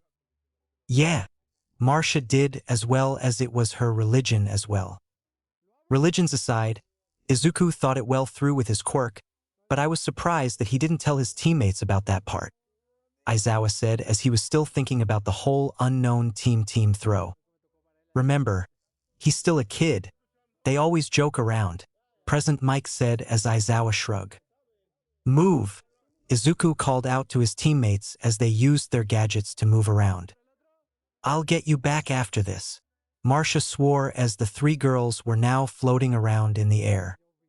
Izuku then looked at the other competitors that speaked, come if you dare be my prey. They were quite afraid, but they still charged in while some stole points from the others. Deku! Then the angry bomb known as Katsuki Bakugo charged at the green-haired juggernaut with his team, which consists of Mina, Shiro, and Ejiro, carrying him. Izuku didn't look fazed as he also saw Shoto's team, which consists of Momo, Denki, and Tenya, also charging at him. Bring it on, Izuku roared as he charged at them while leaving deep footprints on the concrete ground. Quick after them! An arrogant order of the resident douchebag of you, Nido Monoma as his team went to Katsuki's team. Don't get in my way, Katsuki shouted as he fired some blast at the enemy team. Go for Midoriya. If he's out, his teammates are doomed, Shoto ordered. This ain't gonna be easy, Denki said as they charged at the lone Midoriya. More like impossible, Momo said. Well, come on, Izuku challenged as he made a large broadsword made of concrete with his telekinesis. Shoto then fired a wave of ice at him, but Izuku's incredible strength and telekinesis cut it easily. It's that the best you got, Izuku roared as he created another sword and threw the first one at them. Yaoyorozu, Shoto shouted to Momo as she quickly made a shield in front of her team that breaks the incoming sword. Sorry, Zuku, Denki shouted as he made a finger gun and fired a bolt of lightning from his outward fingers. Izuku quickly saw this and jumped backwards to avoid it, and did 5 backflip then land. Get back here, Deku! He heard his former best friend's shout of anger as Izuku saw him using his quirk to propel himself off his team and to him. Not today! Izuku said as he punched the ground and made cone-shaped barrier around him made of concrete. Zen plan, Izuku asked his inner spirit. Avoid fighting for now and keep dodging, Zen said as Izuku nods. Uf*Ker. Izuku immediately got out of the barrier as it immediately blew to bits. Adios, Izuku yelled as he began to run. Get back here Uf*King bastard, Katsuki yelled as his team immediately caught him. Meanwhile, Izuku's teammates are dodging some long-range attacks from the competitors as Marcia got some seeds with her that grows into grass, and used it as a shield. May, take us higher, Marcia yelled. Coming right up, May shouted as they go higher. This made the other competitors angry as they can't really reach them, but get up close or shoot them down. Flytrap chaser, Marcia yelled as she tossed a seed to the ground, and it grew to large Venus flytrap that begins to get a bite to anything close to it. Bank left, Ochako called out to them as they evaded a vine that was coming right at them. I hope that blunt cousin of mine is having trouble as well, Marcia yelled as she threw more seeds that turned to various plants. Back with Izuku, the green-haired boy is dodging blast after blast, ice after ice, as he used ground surfer again to increase his mobility. Come on, is that all you've got? Izuku taunted as he created a barrier behind him that got blown away by the explosive blonde. Then stop running Uf*King piece of Ch*T, Katsuki yelled in anger. Shoto even tried to block a freeze him, but Izuku is resilient and kept dodging his attacks. Thousand sword impale, Izuku yelled as he slammed his palm on the ground, and the entire battlefield is covered with thousands of blunt stone blades that kept the other competitors in place. Damn, that was a close one. I could only imagine it going in someone's butt, Present Mike announced as everyone could only shiver. You're scaring the kids, Mike, Aizawa said as his fellow announcer ignored him. Like this can stop me, Katsuki yelled as he blown the blades away with his quirk. I know, Izuku yelled as he immediately bent over to avoid a bolt of lightning. Nothing personal, dude, Denki shouted at Izuku as he fired another bolt, but Izuku evaded it as well by sliding along the ground. Izuku then quickly got back in position as he kept dodging every attack that was aiming at him, since the other competitors are getting desperate for points. Lion's palm, Izuku then thrust his palm on the ground and launched himself upwards with the force behind it. There is only a few minutes left, folks, Present Mike announced as every single competitor hustles more. Everyone, focus on Midoriya's teammates, Shoto ordered as his team now focused on the three floating girls. Oh no, you're not, Izuku shouted as went for the offense. Midoriya is now in the offense. Quick, ready the stretchers, Present Mike shouted, but Aizawa hit him on the head for the unnecessary call. Rocket, Izuku shouted as he zoomed forward with his head forward. Todoroki, Denki panicked as the bi-colored teen immediately made a wall of ice behind them and blocked Izuku's attack. Deku, Katsuki then came flying over as he fired a huge blast to propel himself. Een, Izuku shouted as Een came out of his body with a sadistic smile. Hey there, little boy, Een said as he goes to attack Katsuki. Quick, Zero restrains Een, Ejiro said as Zero quickly fired a line of tape at the black spirit. Like that can stop me, Een roared as spikes grew around its arms and cut the tape. Never mind, Ejiro yelped in fright as he, Zero, and Mina went to the other direction, but close enough to catch Katsuki. I will not lose, Shoto thought angrily as he summoned a giant glacier under Izuku's team. 1 minute left, Present Mike shouted as the three monsters of 1A grew more determined to win this. We can't reach it in time, Shoto said as he grit his teeth in anger. We still can, Tenya said. I've been saving this move for anything serious. I will be useless afterwards, but this is a good time for it. Todoroki, you better grab it fast.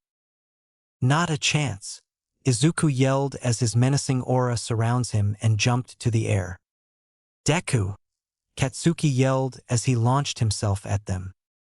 Torque-Tenya's calves then began to fire up. Leakin Izuku's aura then surrounds his body as made the air solid and jumped higher. Over Resipiro Shoto's team then suddenly moved upwards like a bullet. Hunter Izuku's eyes then suddenly gained slits, and his teeth become sharper. I will win this, not you motherf asterisk curs, Katsuki yelled as he came faster. Burst! Shoto's team were getting closer to Izuku's teammates along with Katsuki, but Izuku is already in front of them. Sabers! Izuku then made a cross chop, and it made a flying X-shaped slash attack that made his attackers back off and fall to the ground. UF asterisk cur! Katsuki yelled as his team caught him while Momo made a soft cushion for her team. Shoto looked at them in anger as small flames are coming out of his left side. His eyes widened immediately and quickly extinguished them. He made me use his fire, he thought angrily as he thought about a certain man in anguish. I already pledged that I will never use it, but you made me broke it. Time's up. Shoto quickly got off his thoughts when he heard Present Mike as everyone finally relaxed their bodies from the stress they got. Izuku also heard this, and slowly made his other teammates float down to the ground, and Iin returned to his body. Izuku, that was amazing, Ochako praised as Izuku rubbed the back of his head sheepishly. You are truly amazing, Mr. First Place. I can't wait to get my other babies to try, Mei said as she rubbed her hands sinisterly, which made his teammates uncomfortable. Marcia quickly punched Izuku on the shoulder and shouted, "And that's for not telling us, you idiot!" Izuku could only chuckle sheepishly. And now for the rankings, Present Mike announced as they finally got the final results. The first place goes to Team Hatsum, who kept their 1,000,000 points safely. Said team bumped their fists to each other and high-fived. The second goes, that ended with a bang, is Team Bakugo. Katsuku is currently fuming in anger while his 3 teammates could only sigh. Third place goes to Team Todoroki.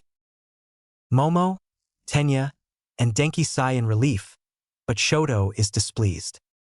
And fourth place goes to Team Shinso. Said purple-haired insomniac gave a smug grin while his teammates were confused. So that's done.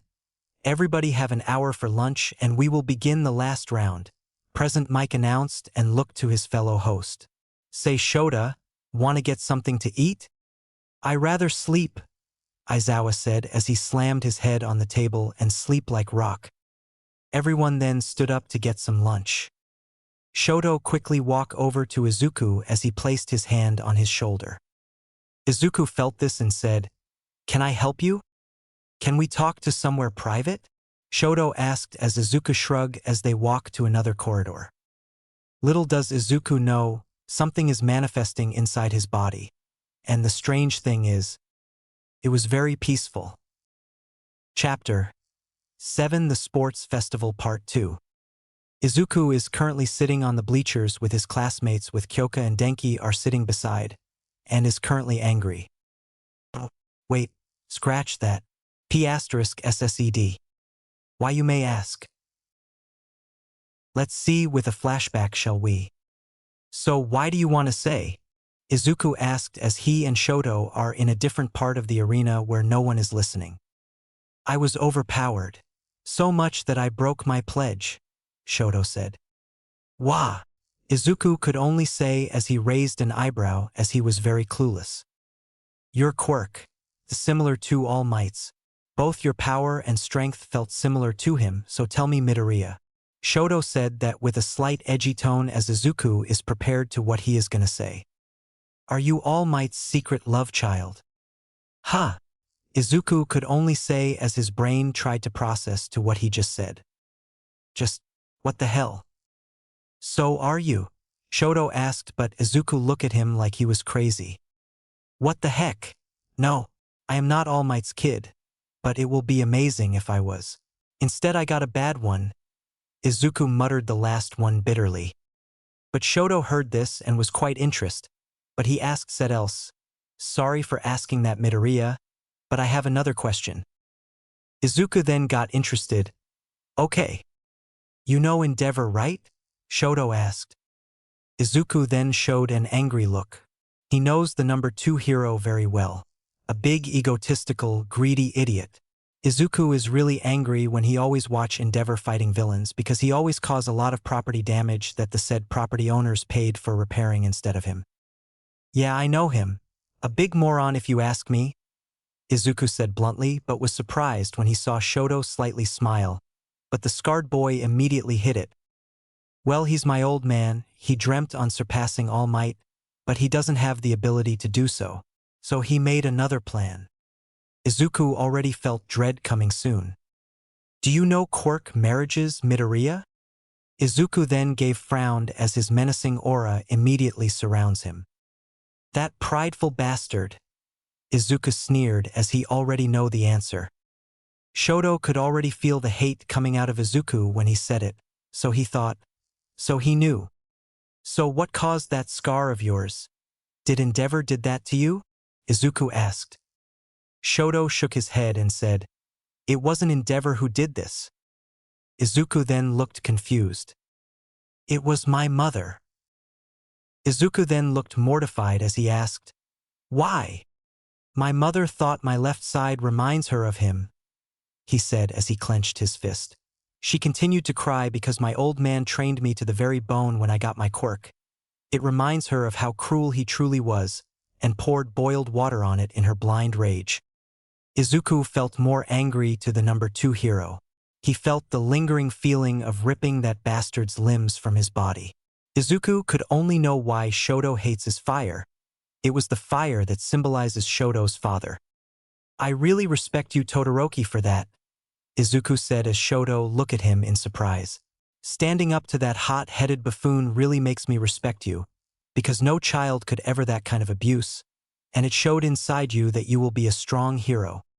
Thank you, Midoriya, for that. It really meant to me that you dislike this kind of people like my old man, but I still don't like to use his flames," Shoto said.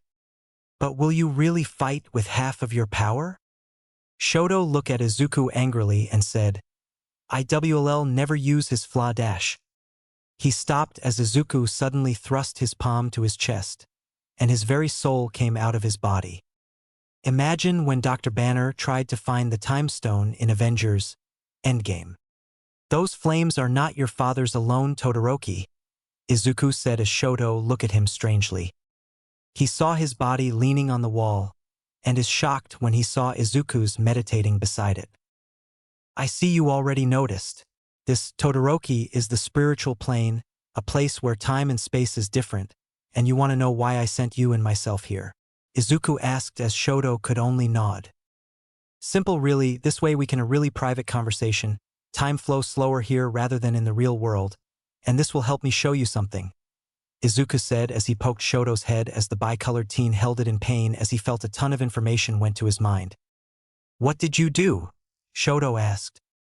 "A memory from the past, where quirks still don't exist, but powers given by supernatural beings do exist. When the appearance of quirks did came, those powers quickly evolved to a less powerful version, but a descendant of those wielders will gain it," Izuku explained. Shoto tried to deny it, but those memories felt so real. "What does it do with me?" "That, Todoroki, is because you are that very wielder's descendant just like me," Izuku said as Shoto looked at him in shock. "Your flame is from a demigod that lost his gift of nurturing life and is given the gift of light and fire to protect rather than destruction." An image of a male Polynesian with red hair entered his mind with fire gently flowing around him. "Your ice is from a large female beast that learned of how to be human rather than a monster." Then an image of a sky blue-haired woman came to his mind and was controlling the ice around her. "Those two are your strength, but remember, Todoroki, you control your destiny like them. Don't let your father control it." Shoto could look at him in awe and admiration. He remembered when he watched All Mights and remembered his words with his mother. His quirk is his and his alone, no one owns it as it was his, and he should be what his mother and himself wants to be. "Thank you, Midoriya," But what will I do if I use both? Shoto asked. Then show them something different to today's era, Izuku said as the both of them return to their bodies as they look each other and nods, and then they walk back to their classmates for lunch. So that's what angers him. Endeavor, if he had the chance of seeing him, he will go out of people's view, and embarrassed him by making water above, and pour it on the bastard by combining the molecules needed for it. He silently laughed when he thought of Hit. All right, everybody, time for the third round. A one-on-one tournament, Present Mike announced as everyone is excited. We will go first to last, Midnight said as she got a box with paper slips with numbers in it. Izuku and teammates quickly draw their number, followed by Katsuki's team, followed by Shoto's team, and finally Shinso's. Suddenly Mashireo raised his hand and said, I'm withdrawing. This got some shocked looks from everyone. Me too, another student said. Are you sure? Midnight asked as the two nods. Well, okay. So who wants to replace them? Then two students of 1B filled the spots, which were Tetsu and Ibara. Izuku stared at Mashireo and understood why, since he felt a disturbance when he is near his team. As everyone got their numbers, the screen showed who's fighting who. Izuku Midoriya versus Shinso Hitoshi. Shoto Todoroki versus Shiro Hanta. Ibara Shiozaki versus Denki Kaminari. Mei Hatsum versus Tenya Ida. Mina Ashido versus Yuga Aoyama. Momo Yaoyorozu versus Marsha Midoriya. Ejiro Kirishima versus Tetsu. Ochako Uraraka versus Katsuki Bakugo. Izuku looked where Shinso was and already felt a very bad vibe. He then saw Ochako with fear written on her face as he couldn't blame her. Katsuki is very violent. He walked up to her and said, Don't be afraid, don't let fear control you, and you might have a chance. Ochako felt more calm and said, Thanks, Izuku. No problem, he said with a smile. He then saw Shinso walking to him as the purple-haired teen said, Good luck in our match. Izuku felt his gut telling him to not speak, so he could only nod as everyone went to the stands. Izuku then noticed Mashireo walking to him as he said, So you noticed? Yeah, I had a feeling that something bad will happen if I reply, Izuku said. Then you know what to do? He asked. I know, but I have something in mind, Izuku said as Mashireo looked at him in confusion, and he left for his fight. Kyoka is with the rest of her class in their seats with the crowd as she sit in front of them with Momo and Marsha beside her. Zuka got this, Marsha said as she was very confident of her cousin. No explanations there. Zuzu is always filled with surprises, Kyoka said as she twirled her jacks. Yeah, a man like him can't be beaten, Ejiro cheered in agreement. Suddenly the resident douchebag, Nito Monoma, looked over the wall that divided his class with one suddenly said, Such arrogance from you. All of you in Class 1A are just dash. He was cut off when Class 1B's big sis at Suka Kendo chopped him to unconscious on the neck. She looked at Kyoka's class and said, Sorry about that. No problem, Marsha said as she waved at her. All right, we are going for the first round of the last event, Present Mike announced as everyone began to cheer. First we have UA's resident juggernaut, Izuku Midoriya of Class 1A. The crowd cheered as Izuku entered the arena with a confident smile as he tightened his bandana. Versus Shinso Hitoshi of Class 1C.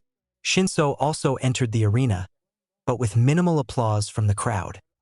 Good luck, Shinso said, but he sneered when he saw Izuku only gave him a nod as a response.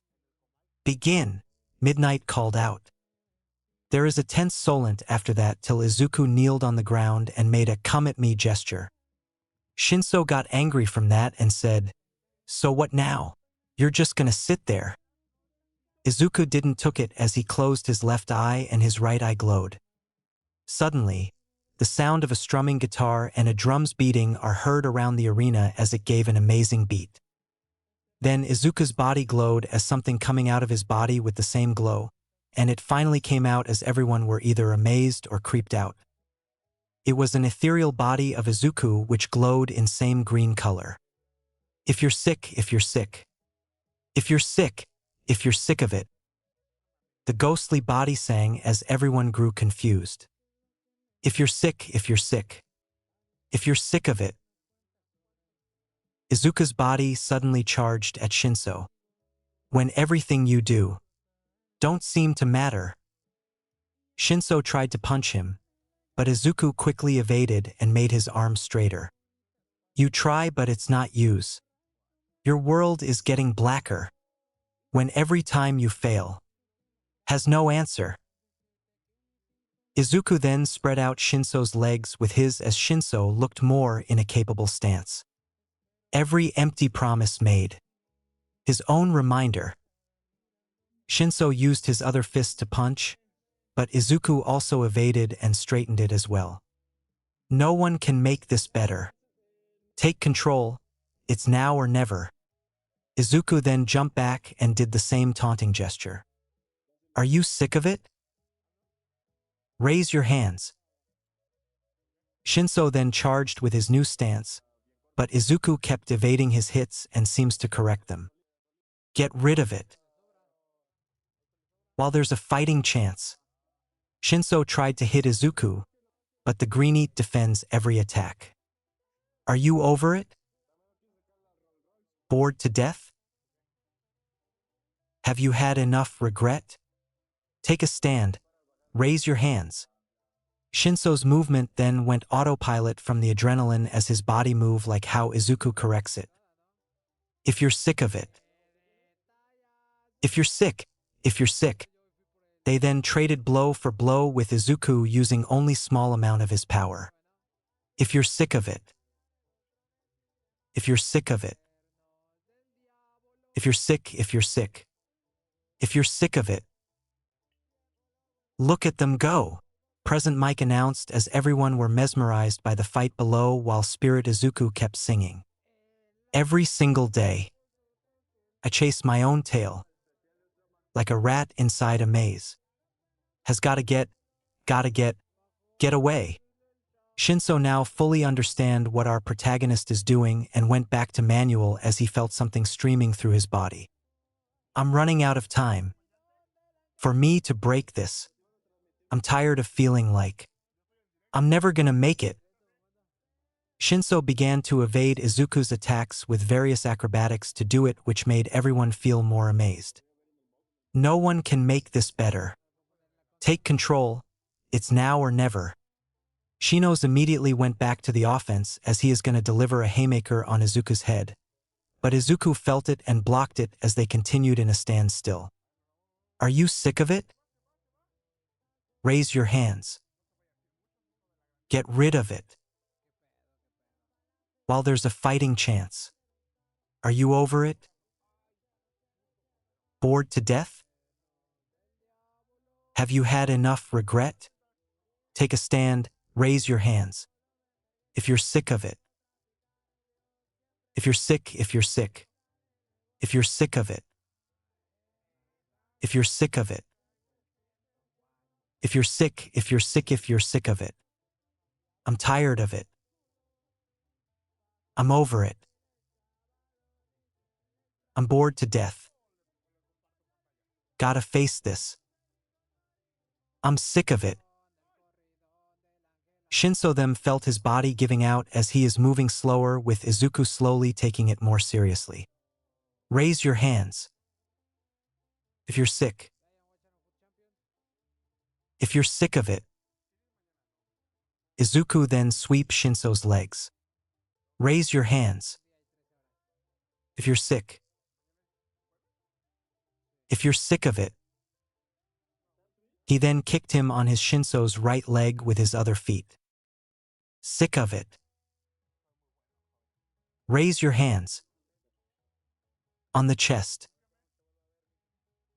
Get rid of it. While there's a fighting chance. To the left arm. Are you over it?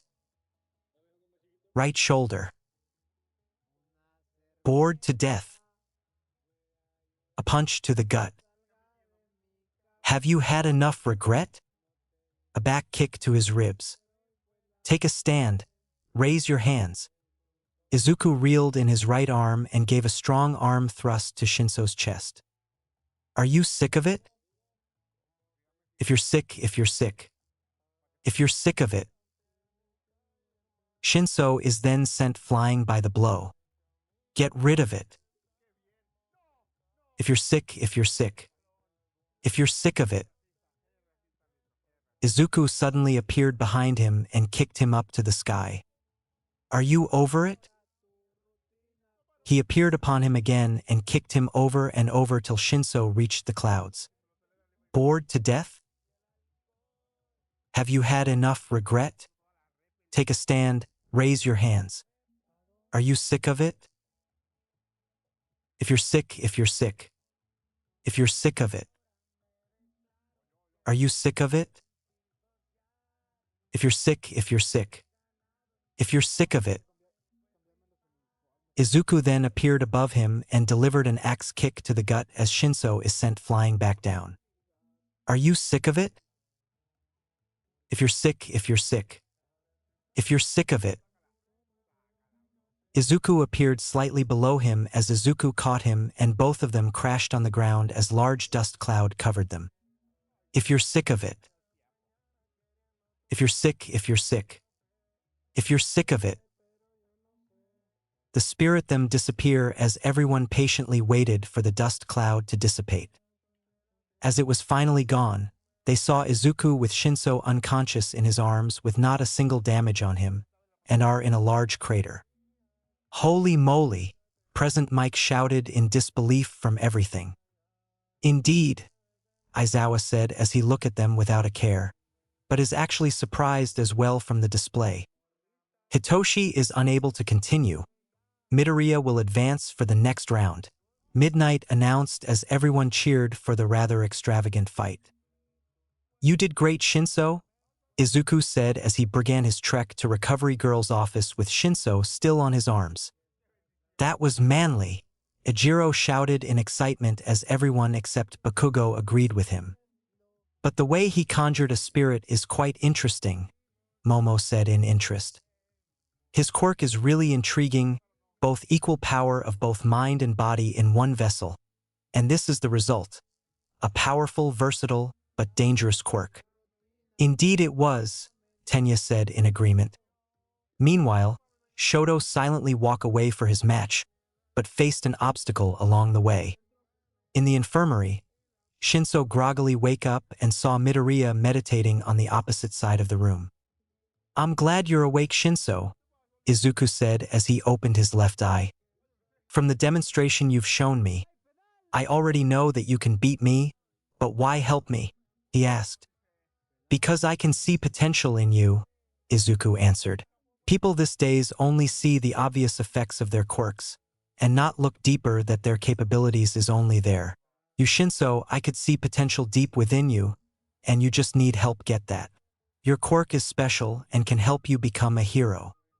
Shinso slowly teared up from his words as everyone thought his quirk is villainous. But here is one man believing that he can do it. Thank you, Shinso said. Any time, Izuku said as he left Shinos to rest, and walked back to his classmates. That was overboard, Kyoka said as she and everyone were leaning back. What would be the cause? This? Yeah, too much, Denki said as he looked a little horrified. Right in front of them is a large glacier that Shoto made in an instant that immediately froze his opponent, which was Zero. Hey guys, what's with the giant ice? They look who it was, and it's Izuku pointing at the large glacier. Shoto, Denki, Kyoka, and Marcia simply said. Damn, Izuku said as he reeled in his arm and began spinning it around. Mjolnir, Izuku shouted as he hit the air upwards and the top half of the turn to bits in a single blow. Well, that takes care of that, Marcia said as Endeavor, who was from the opposite side of the arena, used his flames to melt the bottom half. Well, I'm gonna go now, Denki said as he began to run down to the arena for his match. Good luck, Marcia shouted. I will, Denki yelled back as he winked at the female Midoriya. Now with the giant ice block out of the way, time for our next competitors, President Mike announced as everyone were excited.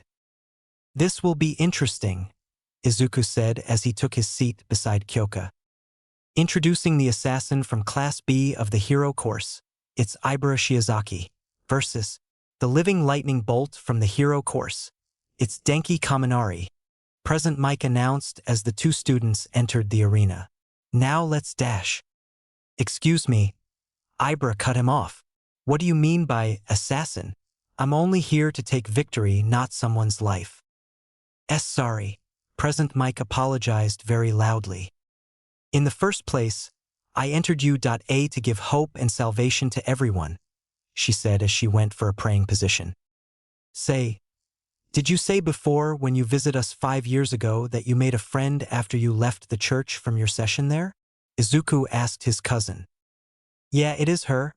Ibara and I always hang out from time to time till I went back home to Brazil, Marcia explained. Do you mind asking her to join us if she likes? He asked. If I can, but let's see, she said as they went back on looking on the fight. Is it not too late for you to surrender? Denki asked innocently. Then I can't show my abilities, so no, Ibara said.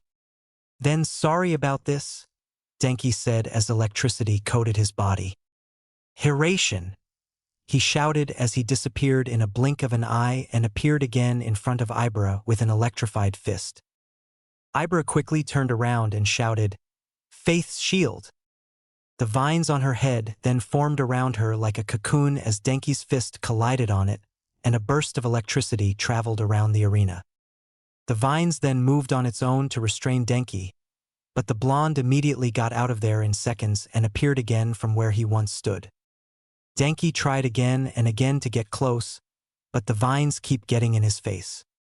I hope this works or this gonna hurt, Denki muttered as he focused his electricity on his arms that took the form of giant bird wings, and lingering electricity are formed as tail feathers. Such beauty, Ibara muttered in awe on what Denki is doing. Ah, this hurts. Well, no pain, no gain, Denki thought in pain as he felt his skin burning. He then flapped his new wings and surprisingly flew up. Such an amazing feat. Kaminari just made wings just out of electricity and mastered flight, President Mike announced. He surely have a lot of control to make the electricity go in a solid-like state to properly fly, but the look on his face showed that this is second time thing doing this, Aizawa commented. Denki continued to fly up as Ibara's vines continued to chase him, but they were out of reach. Now! Denki shouted as he then began to plummet down face first with his wings tucked around his body. Faith's shield. Ibara then formed a cocoon again with her vines to block the upcoming attack. Denki continued to plummet down as he grit his teeth when the wind is slowing him down.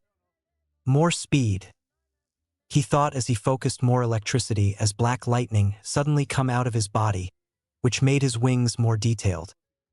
Then the electricity formed around his head, and made a head of a hawk with piercing blue eyes along with his body that transformed more bird-like. Denki finally did it, Izuku said. What do you mean? Momo asked. Denki continuously trained to cover his body with electricity to the next level, Izuku said. He got this from his mother, Kyoka said. Miss Kaminari's quirk is energy manipulation, but his electricity came from his dad. And now he shows some of his potential, Izuku said as he kept descending. Almost there, Denki thought as he almost near the ground, but his body is getting burned. Now! He then spread his wings and flew straight to Ibara with maximum speed. Thunder Hawk! Denki yelled as he rammed the shield with full force as it blinds everyone like a flashbang, and created a large dust cloud surrounds them. The dust cleared out and revealed a knocked-out Ibara, and Denki is still conscious, but his body have second-degree burns and is very exhausted. Ibara is unable to continue.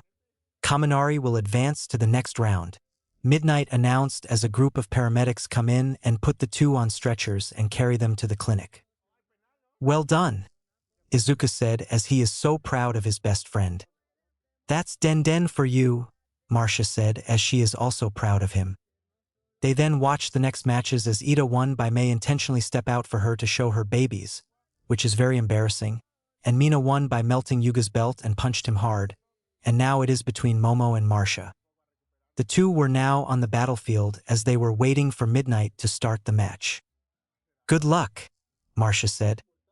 "I would have said the same thing," Momo said. "Begin." Marcia immediately put her hands on the ground as seeds, that she keep in her hair, dropped the floor, and a large root came out of the ground and is heading to Momo. Momo saw this and made a shield with her left hand and a spray bottle on her right. Marcia saw this and created more roots as Momo sprayed them and the root starts to decay. "I really hate weed killers," Marcia muttered angrily as she ruffled her hair for more seeds to use. "Now," Momo thought as she made a staff and charged to the distracted green head. Marcia noticed this and made more roots, but Momo avoided the large roots. When Momo is clear for an attack, a brown blur came out of Marcia's hair and began to scratch Momo's face. "Ah!" Momo screamed in pain as she pulled of the thing that scratched her face. It was a hoatzin, a native bird in the South Americans, but she noticed some fingers on its wings and knew that it is a chick. "Go Folha!" Marcia cheered for the little bird as she prepared her last act while it continued to attack Momo. "Is that allowed?" Present Mike said. "It's a part of her quirk, so yes," Aizawa said. "Ah, get off!" Momo screamed in pain as the little bird continued to attack her. Folha glared at her as its body began to increase in size as its talons grew longer. Its feathers turned to scales, and it grew sharp fangs.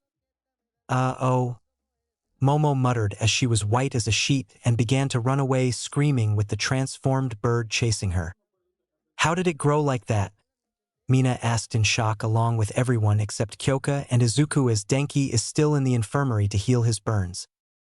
"Marcia's pet bird has a quirk called Wyvern. It basically turned itself to the name of the creature that symbolizes it," Kyoka explained. "That's cool," Ochako said as Tsuyu looked interested as well. "Indeed," Ida said as he is very interested at the bird. Momo continued to scream and running around as Folha is still chasing her. Suddenly a wall of roots appeared in front of her, and more appeared around her as she got nowhere to go but up. But luck isn't on her side as Folha appeared on top of the wall. She clearly can't do anything, so she shouted, "I forfeit." Yaoyorozu forfeits. Midoriya will advance to the next round, Midnight announced as the walls around Momo went back inside the ground, and she saw Marcia in front of her. "Good match there," Marcia said as she reached out her hand. Momo smiled as Yor accepted the gesture and both of them went back to their classmates as the other competitors waited for their fight. Meanwhile, deep inside Izuku's subconscious, Zen felt a familiar energy as he saw his tail turning white. "So it's time for the next stage," Zen said to no one but himself as he watched a single pink flower blooming on the branches of the tree. The psychic's gift will reveal itself soon. Chapter 8: The Sports Festival Part 3. The last matches were already done, but Izuku wasn't happy with one of them. The first is the fight between Ejiro and Tetsu, and it was literally a mirror match. They continued fighting till the timer ran out, and Ejiro won by winning in an intense arm wrestling to advance. But the second one is what he hated, as it was between Uraraka and Katsuki. It wasn't Katsuki that made him mad. Izuku is kinda happy as his former childhood friend could see someone as an equal, but what made him mad is the heroes that judged Uraraka's performance in the fight that she was weak. They were cowards if he thought about it. Being a hero isn't all that easy and they expect to be one and won't see a drop of blood in their career. Foolish. A spar can still be a fight, a competition can still be a fight where blood can still spill and pain to be felt. Izuku really wanted to yell at those heroes of their cowardice, but his homeroom teacher Aizawa beat him to it, which he smiled when he saw those heroes feel ashamed. But he needs to focus to the goal in mind. His battle between him and Shoto. He already walked down to the battlefield along with the bi-colored teen as he felt Shoto having trouble thinking. "Shoto, remember, clear your mind," Izuku said as Shoto could only nod. Begin. Shoto focused his quirk to what he had learned and made icicles from thin air and fired them at Izuku. Izuku slammed his fist on the ground and with the help of his telekinesis, a stone wall appeared in front of him and blocked the incoming attack. Shoto then backed away as he simply touched the ground and it immediately got covered in ice along with Izuku's feet. Izuku simply raised his feet to free them and starts to float as he reeled in his fist and shouted, "Lorg more!" He then punched the air as it launched an area of pressurized air like a cannon which is coming right at Shoto. The bicolored teen immediately made a wall of ice in front of him which took the blast that intended to launch him away. Suddenly Izuku appeared in front of Shoto's wall with his fist ready to punch the wall to pieces. Dragon Fist. Shoto then saw an image of a dragon appeared behind Izuku as the green-haired teen punched the wall to bits. Shoto then thought of using one of the things he saw from the memories he saw. Frozen Tundra. The air circled around him as Izuku quickly back off when the temperature quickly drops. That is what Shoto needed as he forced the wind away from him as the whole battlefield got covered in frost and ice. The ice and frost then began to crack open, and grass made of the same material sprout out of it. Nord Spid. He raised his arm upward as the icy grass then stood straight as they grew upwards by waist height. Now that's cold. Can Midoriya get out of it? Present Mike announced. Izuku quickly jumped away as he kept himself airborne by kicking the air. Giant's armor. Shoto then stomped the ground as his body is covered by this layers of ice which made his body look blurry. What's this? Todoroki covered himself in his own ice. Present Mike announced. Izuku saw this as an opportunity to attack by launching himself heads first. Midoriya is coming in hot. What can Todoroki do? The crowd began to feel excitement from this. The ice around Todoroki suddenly began to crack as the temperature dropped more. As Izuku is halfway there, the ice blew outwards as Izuku got blown away by it and got hit by stray ice chunks, so Izuku used his telekinesis to make a wall behind him so he can't go out the area. What just happened? Present Mike announced as they looked where Shoto was. There where he once stood is him in Viking armor made of ice and a large broadsword made of the same material. Unbelievable, folks.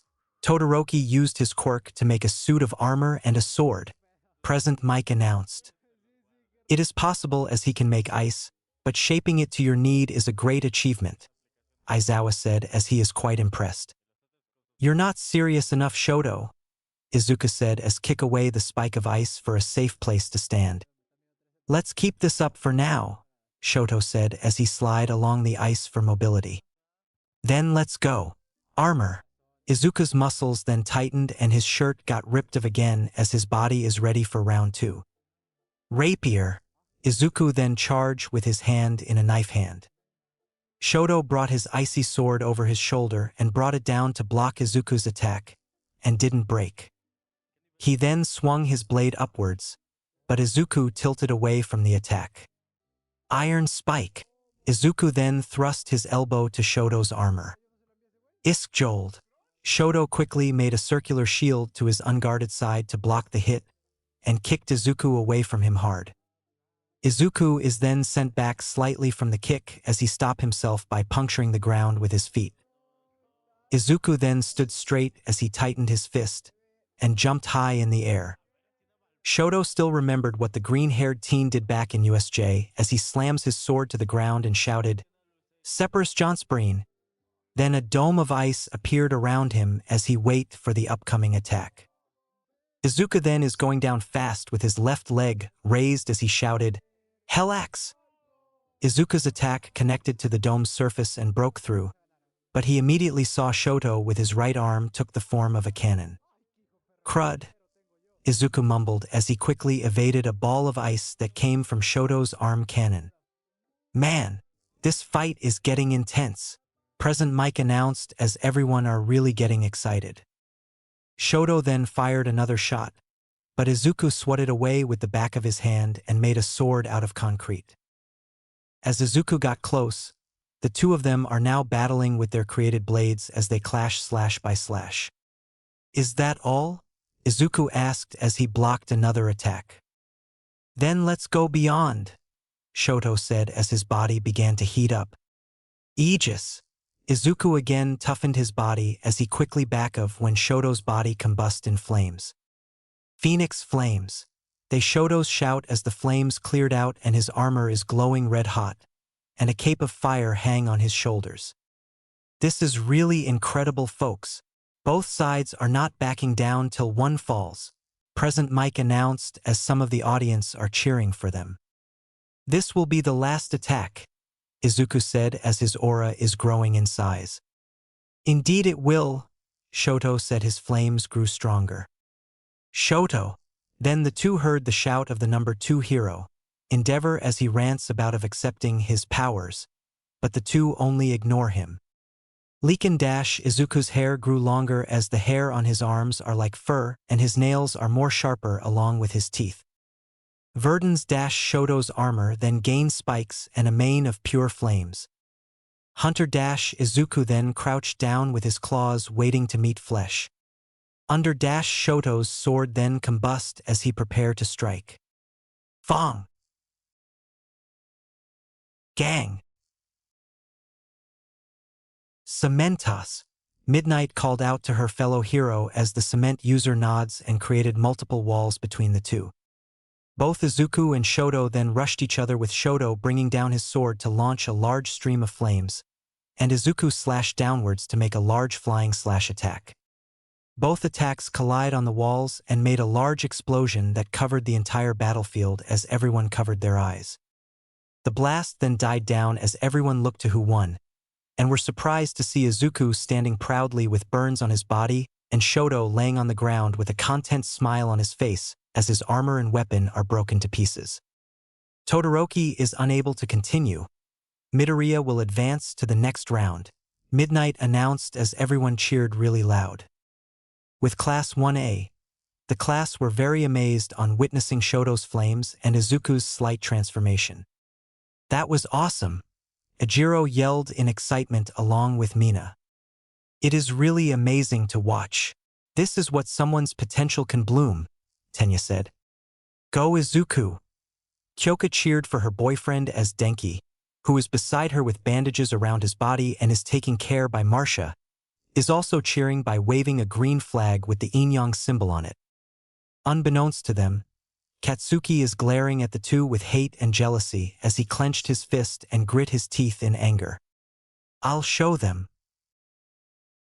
Ah, that's much better, Izuku said as his burns are now gone. He is in the infirmary with Shoto on a bed as they were healed by Recovery Girl. Your endless stamina still baffles me, Recovery Girl said. Do I need to explain my quirk again? Izuku joked as Recovery Girl shook her head with an amused smile. Just go back to your friends. I can handle your classmate, Recovery Girl said as Izuku jumped off his bed and went out to go back to his class. When he was halfway there, his consciousness suddenly went to his mindscape as he is now sitting on a branch with Zen. Why did you bring me here, Zen? Izuku asked. Because of this, the wolf said as his body shrinks, his fur turned white, his tail grew larger and fluffier, his eyes turned to what he looks like, and gain a skull mask like the Black Spirit. Hello, pup. His voice now sounds more feminine. Whoa, Izuku said in amazement. It is nice to finally meet you, pup. My name is Yang. Your powers that help you increase your mind, the White Spirit introduced. You're more rational than Een, Izuku said as Yang just rolled her eyes. That brute is stubborn as a mule and is bloodthirsty as a hyena. Of course he's not rational because of that thick head of his, Yang said as she brushed the tip of her tail on Izuku's head. So what now? Wake up for now and go watch you friends. I will do something first, so say my name if you need me. Izuku then felt a strong pull on his body as he is being pulled to the sky, and he is suddenly back in the real world. Well damn, he could only mutter as he went back walking to his seat with his classmates.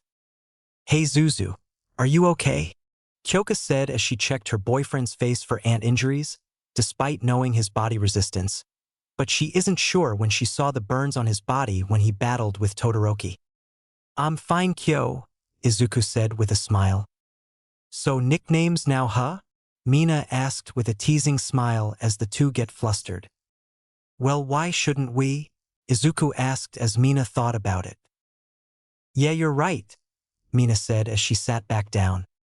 "How did you do that?" Kyoko whispered to him. "Yang woke up and boosted my rational side," Izuku whispered back as Kyoka could only shrug.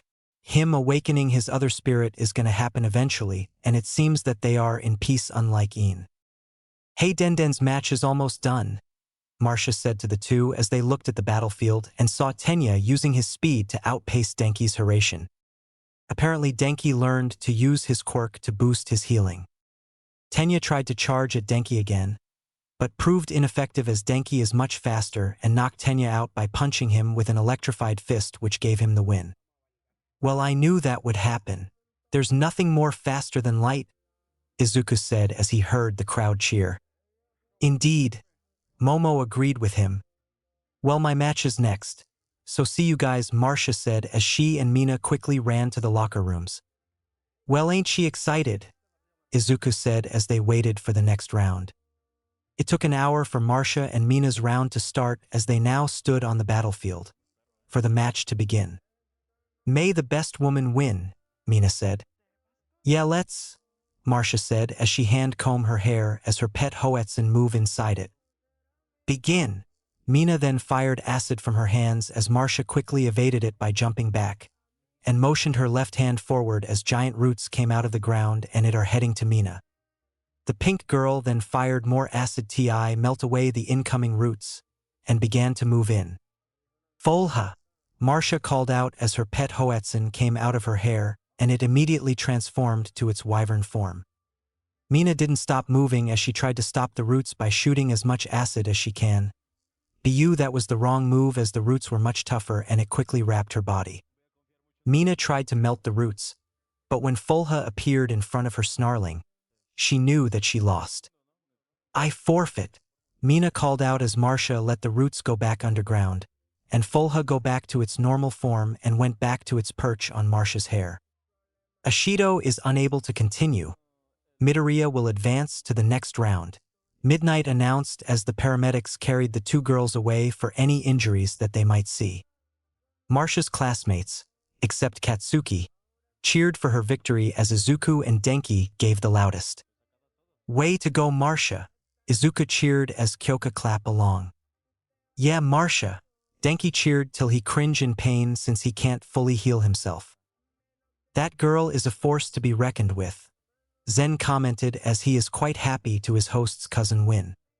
"Yeah, she is, but there are still more to come," Izuku said as he looked upon the sky. "There are still more to go, and he must be ready.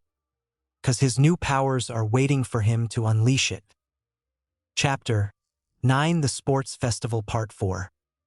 After checking if his cousin is okay, Izuku went back to his seat next to Kyoka as he watched the current battle. It was between Katsuki and Ejiro, and Katsuki beat him by blowing Ejiro off the ring, so it's the final half of the tournament. But before that, Izuku went to his subconscious to see Yang there sleeping. "Hey Yang," Izuku called out as the white spirit slowly woke up and yawned. "What do you need, pup?" she asked as she stretched her body. "What do I now? I'm fighting my best friend and I don't know what to do," Izuku asked as his next fight is between him and Denki. "You are clearly troubled, but you still must fight him. I mean, it's just a competition, right? Even if he loses, he will either third or fourth, so all of you have to do is have fun," Yang said as Izuku felt kinda relief. "That's kinda helped me a little," Izuku said as Yang chuckled. "Then go out there, pup," she said as Izuku is being pulled out of his subconscious, and went to grab something to eat. Izuku entered the stadium's cafeteria as he saw Tenya looking very saddened. "Tenya, are you all right?" Izuku asked as Tenya slightly flinched and he looked to the young juggernaut. "I'm fine, Midoriya," Tenya said with a strained smile as he left. Izuku could only frown till someone elbowed him on his sturdy chest. He looked who it was and saw that it was Kyoka. "Is anything wrong?" Kyoka asked. Izuku looked back to where Tenya left and said, "It's Tenya," and he felt very, very sad. Kyoka sighed and said, "Let it go for now, he just needs some alone time." Izuku hesitated till he could only accept it. "Yeah, I'm not much for small talks." "Yeah, your fist does," Kyoka joked as the two laughed with each other. "All right, can Izuku Midoriya and Denki Kaminari come to the battlefield?" Present Mike announced. "Well, that's my cue," Izuku said as Kyoka kissed him on the cheek. "Good luck," she said as Izuku left for his match. Izuku and Denki are now face to face in the battlefield as the crowd goes wild.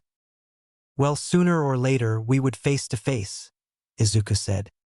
"And this is it," Denki said. "Begin." Lion Fist. Thunder Hawk. In a blink of an eye, the two clashed in immense speed as Izuku used his left fist and used his right covered with electricity. The two then move away from each other in immense speed as they exchange hit for hit. Like two beasts fight to who is best. The werewolf and the thunderbird. Axe. Izuku jumped to the air and went for the axe kick. Lightning hammer. Denki brought his fist covered with electricity to the air, and the two collide as they got sent back by the edge of the arena. Izuku quickly ran forward in a Naruto fashion as he focused his strength to his arms. Denki also ran forward with electricity covering his body. Lance. Izuku then thrust his fist forward and ran faster, but Denki quickly saw this and jumped to the air and raised his right leg. Talon Storm.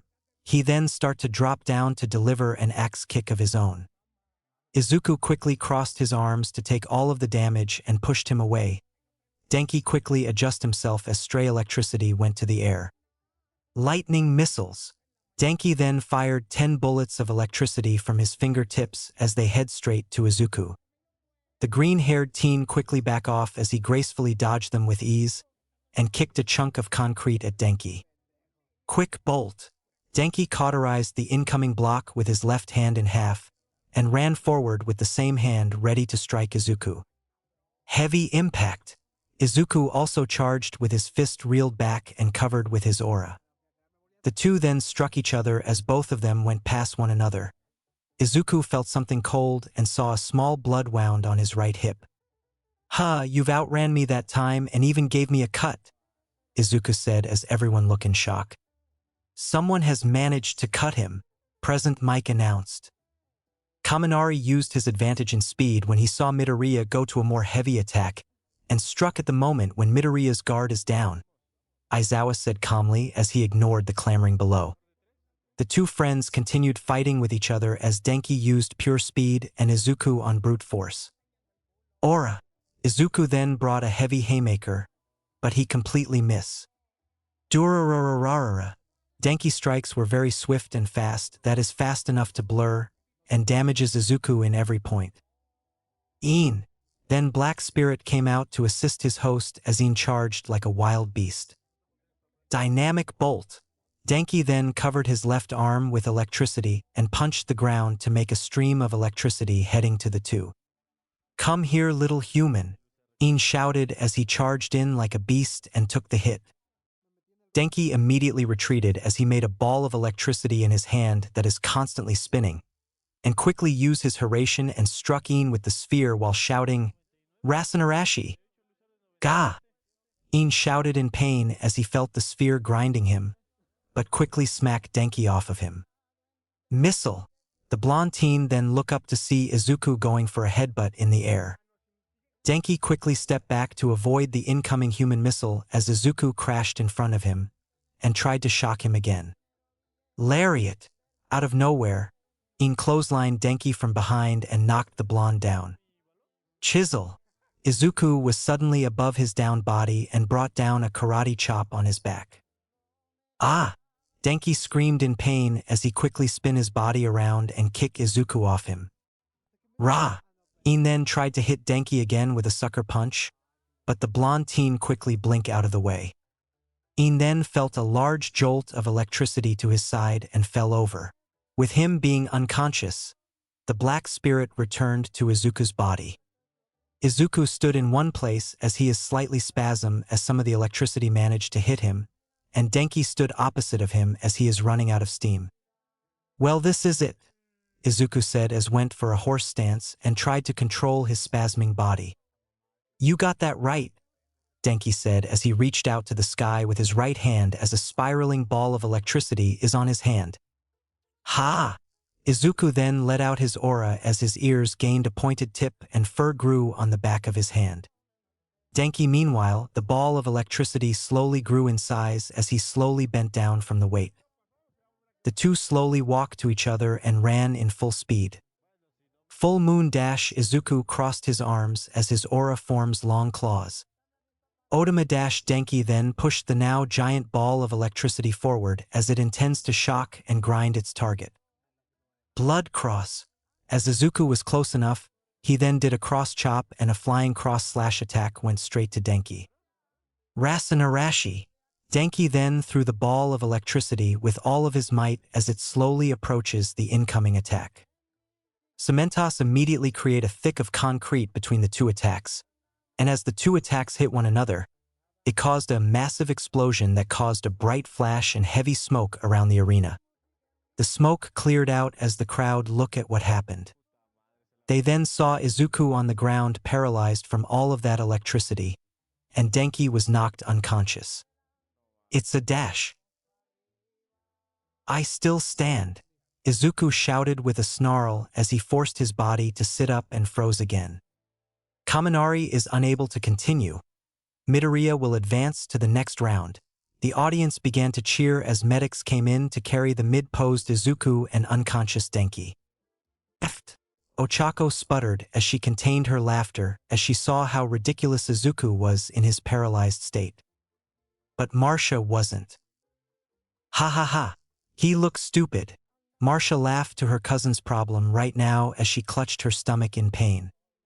"Hey, stop that," Momo said as she tried to scold the still laughing Midoriya. Katsuki, meanwhile, is glaring at where Izuku and Denki exited. "That King Deku. He think that he would steal my thunder. Then I'm gonna make sure that he stays King down," he thought angrily as he went down to the arena with Ijiro. Crack.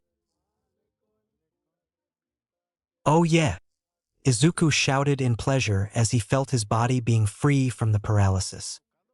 He is in the nurse's office again with Denki resting. Recovery girl bonked him on the head as she said, "Don't make a sound like that again. It's disturbing." "Sorry," Izuku said sheepishly as he saw Denki sleeping peacefully with drool trailing down his mouth. "Don't worry about him. He will be taking care of his injuries and will be in time to watch the next match," Recovery girl assured as she pushed Izuku out of the room. As Izuku is finally outside, he noticed Kyoka standing in front of him with a neutral look. Izuku looked nervous and said, "Is anything wrong?" Kyoka continued looking at him till she grabbed him on the ear and screamed, "What were the both of you thinking? Doing those attacks willy-nilly? You could even make all of your property damage more bigger." "Oh, stop," Izuku whined as Kyoka tightened her grip on his poor ear. "You should thought of that when you start breaking more," Kyoka shouted as she began to calm down and hug Izuku. "I just don't want you to be mistreated by your actions." Izuku could only sigh with a smile as he returned the hug. "You don't have to worry about me getting into. I know the consequences of everything I have done to some buildings that I unintentionally broke, and I know that I need to hold back my strength," Izuku assured. "You know why I said this to you now," Kyoka said as Izuku frowned. He knew what she meant.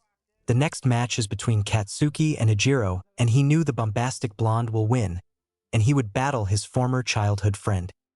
"Just promise me to hold back," Kyoka asked. "I promise. I might not even use my fists for this," Izuku said as Kyoka looked at him in confusion. "Then what will you use?" she asked as the both of them heard cheering from outside, and Izuku looked where it was and said, "Rather than brawn, I will use my mind." Chapter 10. The Sports Festival Part 5. Izuku is currently in the locker room waiting for the next match as he tightens the wrappings on his limbs. He kept thinking of his final match with his former childhood friend as he frowned from two outcomes he would think. If he wins, Katsuki would certainly hold a grudge, but even if he lose, which is impossible, Katsuki would still try to best him in other ways that he had done. He knew that there aren't any other choice to have a positive outcome. The damn blonde is too stubborn to accept any loss. The sound of ringing snapped him out of his musing as he looked beside him to see his phone ringing. He picked up and answered, "Hello, big brother." The voice of his adopted sister Eri called out to him, which made him smile. "Hey Eri," Izuku said. "Hi dear." It was then his mother's voice calling him. "Hey mom, why are the of you calling me?" Izuku asked. It was silent for a second till Inko spoke. "It's your relationship with Katsuki." Izuku slightly frowns. "I still not hate him, mom, but if he pushes me enough in the tournament, he might get some scars." I know, but please hold back. Target his pride, not his body." "I will, mom, I will."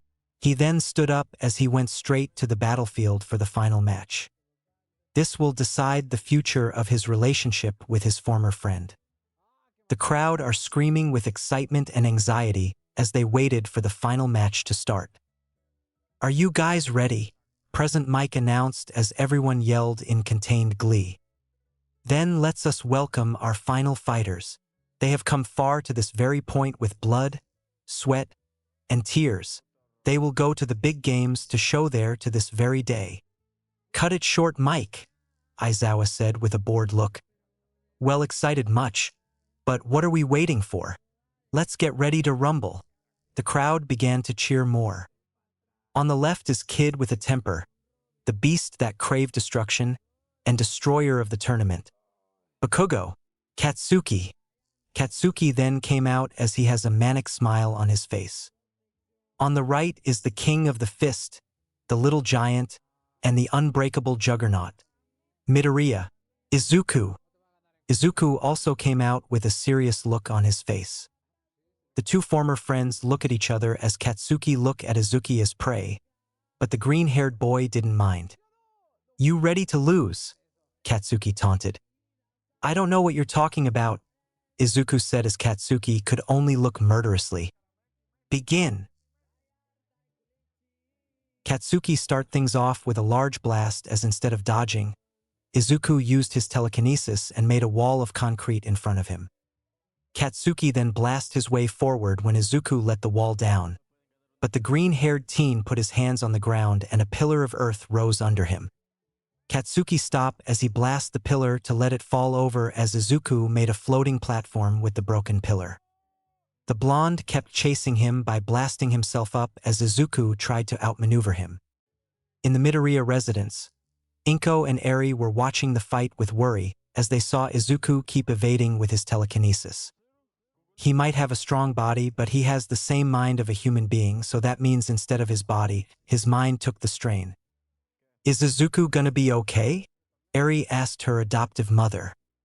"He might, sweetie," Inko assured, but she was worried as well. "Stone dozer." Izuku then waved his hands forward for a wave of stones overshadowing Katsuki, but the blonde completely destroyed it by blasting it away. "Die already," Katsuki shouted angrily as he blasted himself forward. "Not a chance," Izuku shouted back as he now used his telekinesis to float away from the charging blonde. "Mind whip." Then a translucent whip made of energy formed on Izuku's hand as he grabbed one of Katsuki's hands to change his direction. "Mind array."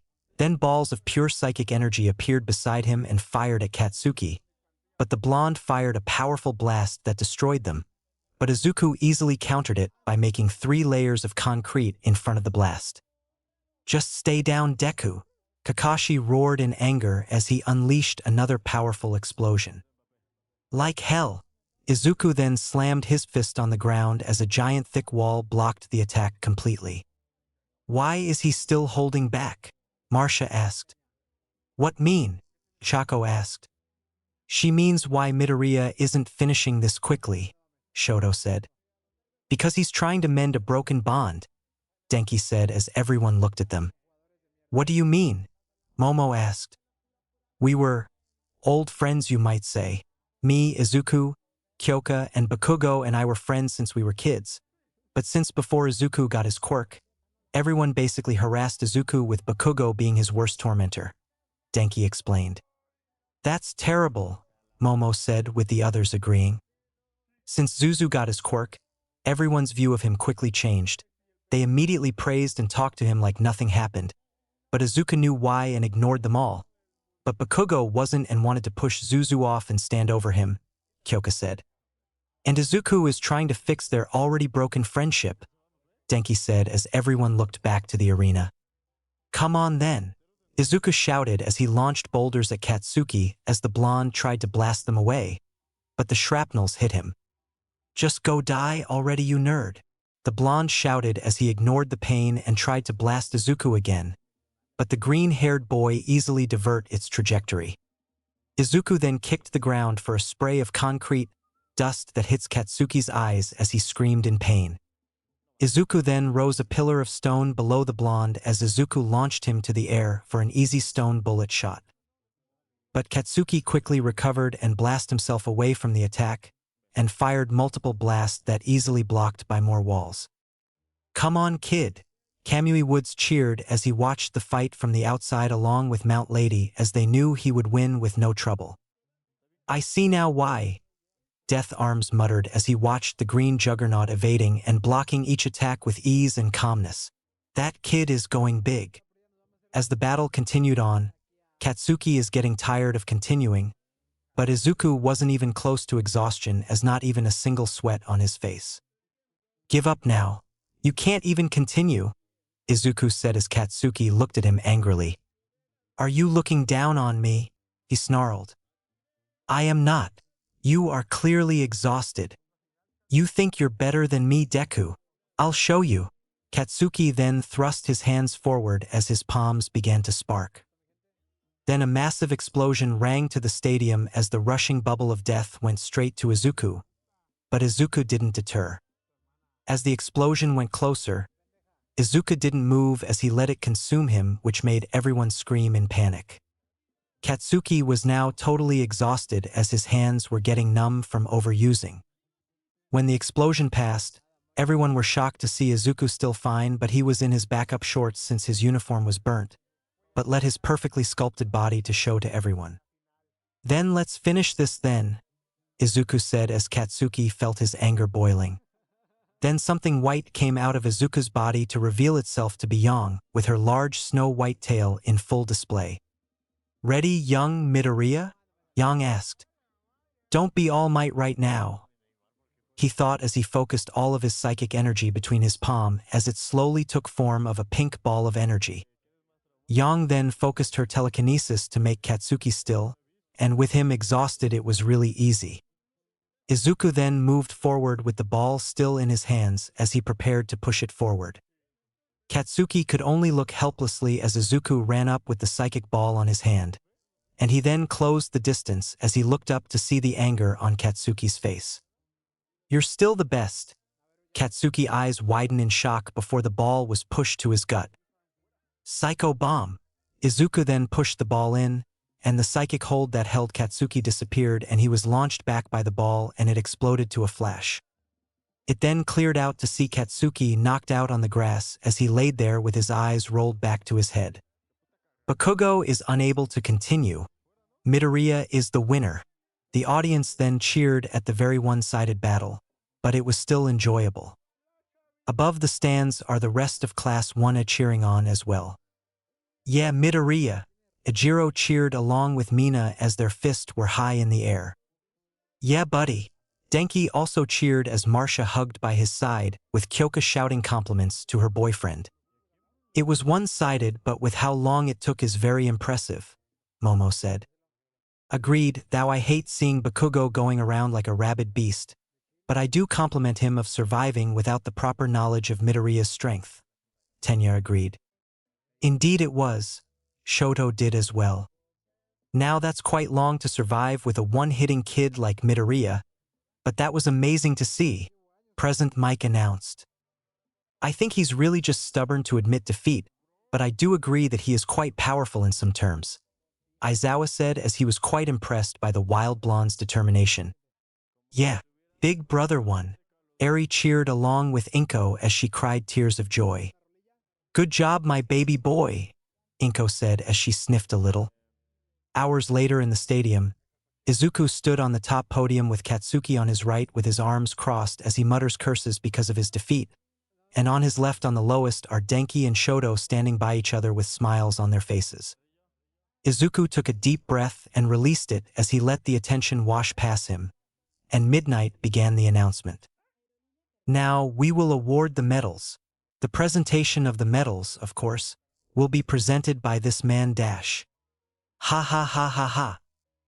Everyone were familiar of the booming laughter as they quickly look around before seeing a large shadow. So they look up and saw All Might standing on top of the stadium with the sun illuminating behind him. Then, with a quick dash, All Might jumped off the stadium, flipping in the air while they cheered before executing a perfect landing right in front of the podium. I have brought the medals here. Our very own hero, All Might. Silence. Sorry I talked over you, Midnight apologized in embarrassment as she clasped her hands together. The audience were now discussing on how lucky the first years were for having the number one hero watching over them.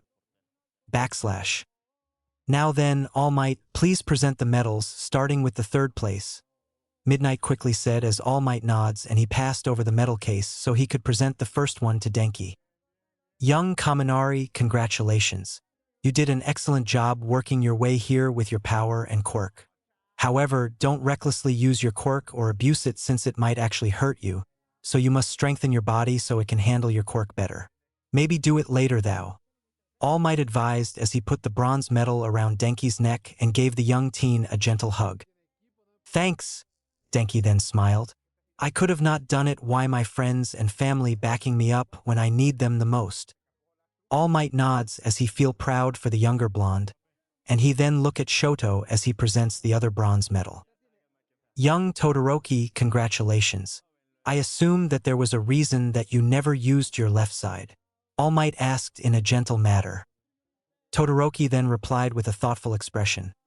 If it wasn't for Midoriya, I couldn't used it because of the bad memories I got before, but he showed me that my flames are mine and mine alone as it is my body after all. I wanted to be a hero like you, but I didn't think it would be right for me to be the only one to break away. He then looked at All Might straight to the eyes and continued in his usual expression. There is something I must settle. All Might nodded in approval and said, The look on your face is completely different from before, he stated as he gave Shoto a hug. I won't ask for details. I'm sure that you will be able to do what you need to do, he said in understanding as he gave a few pats on Shoto's back.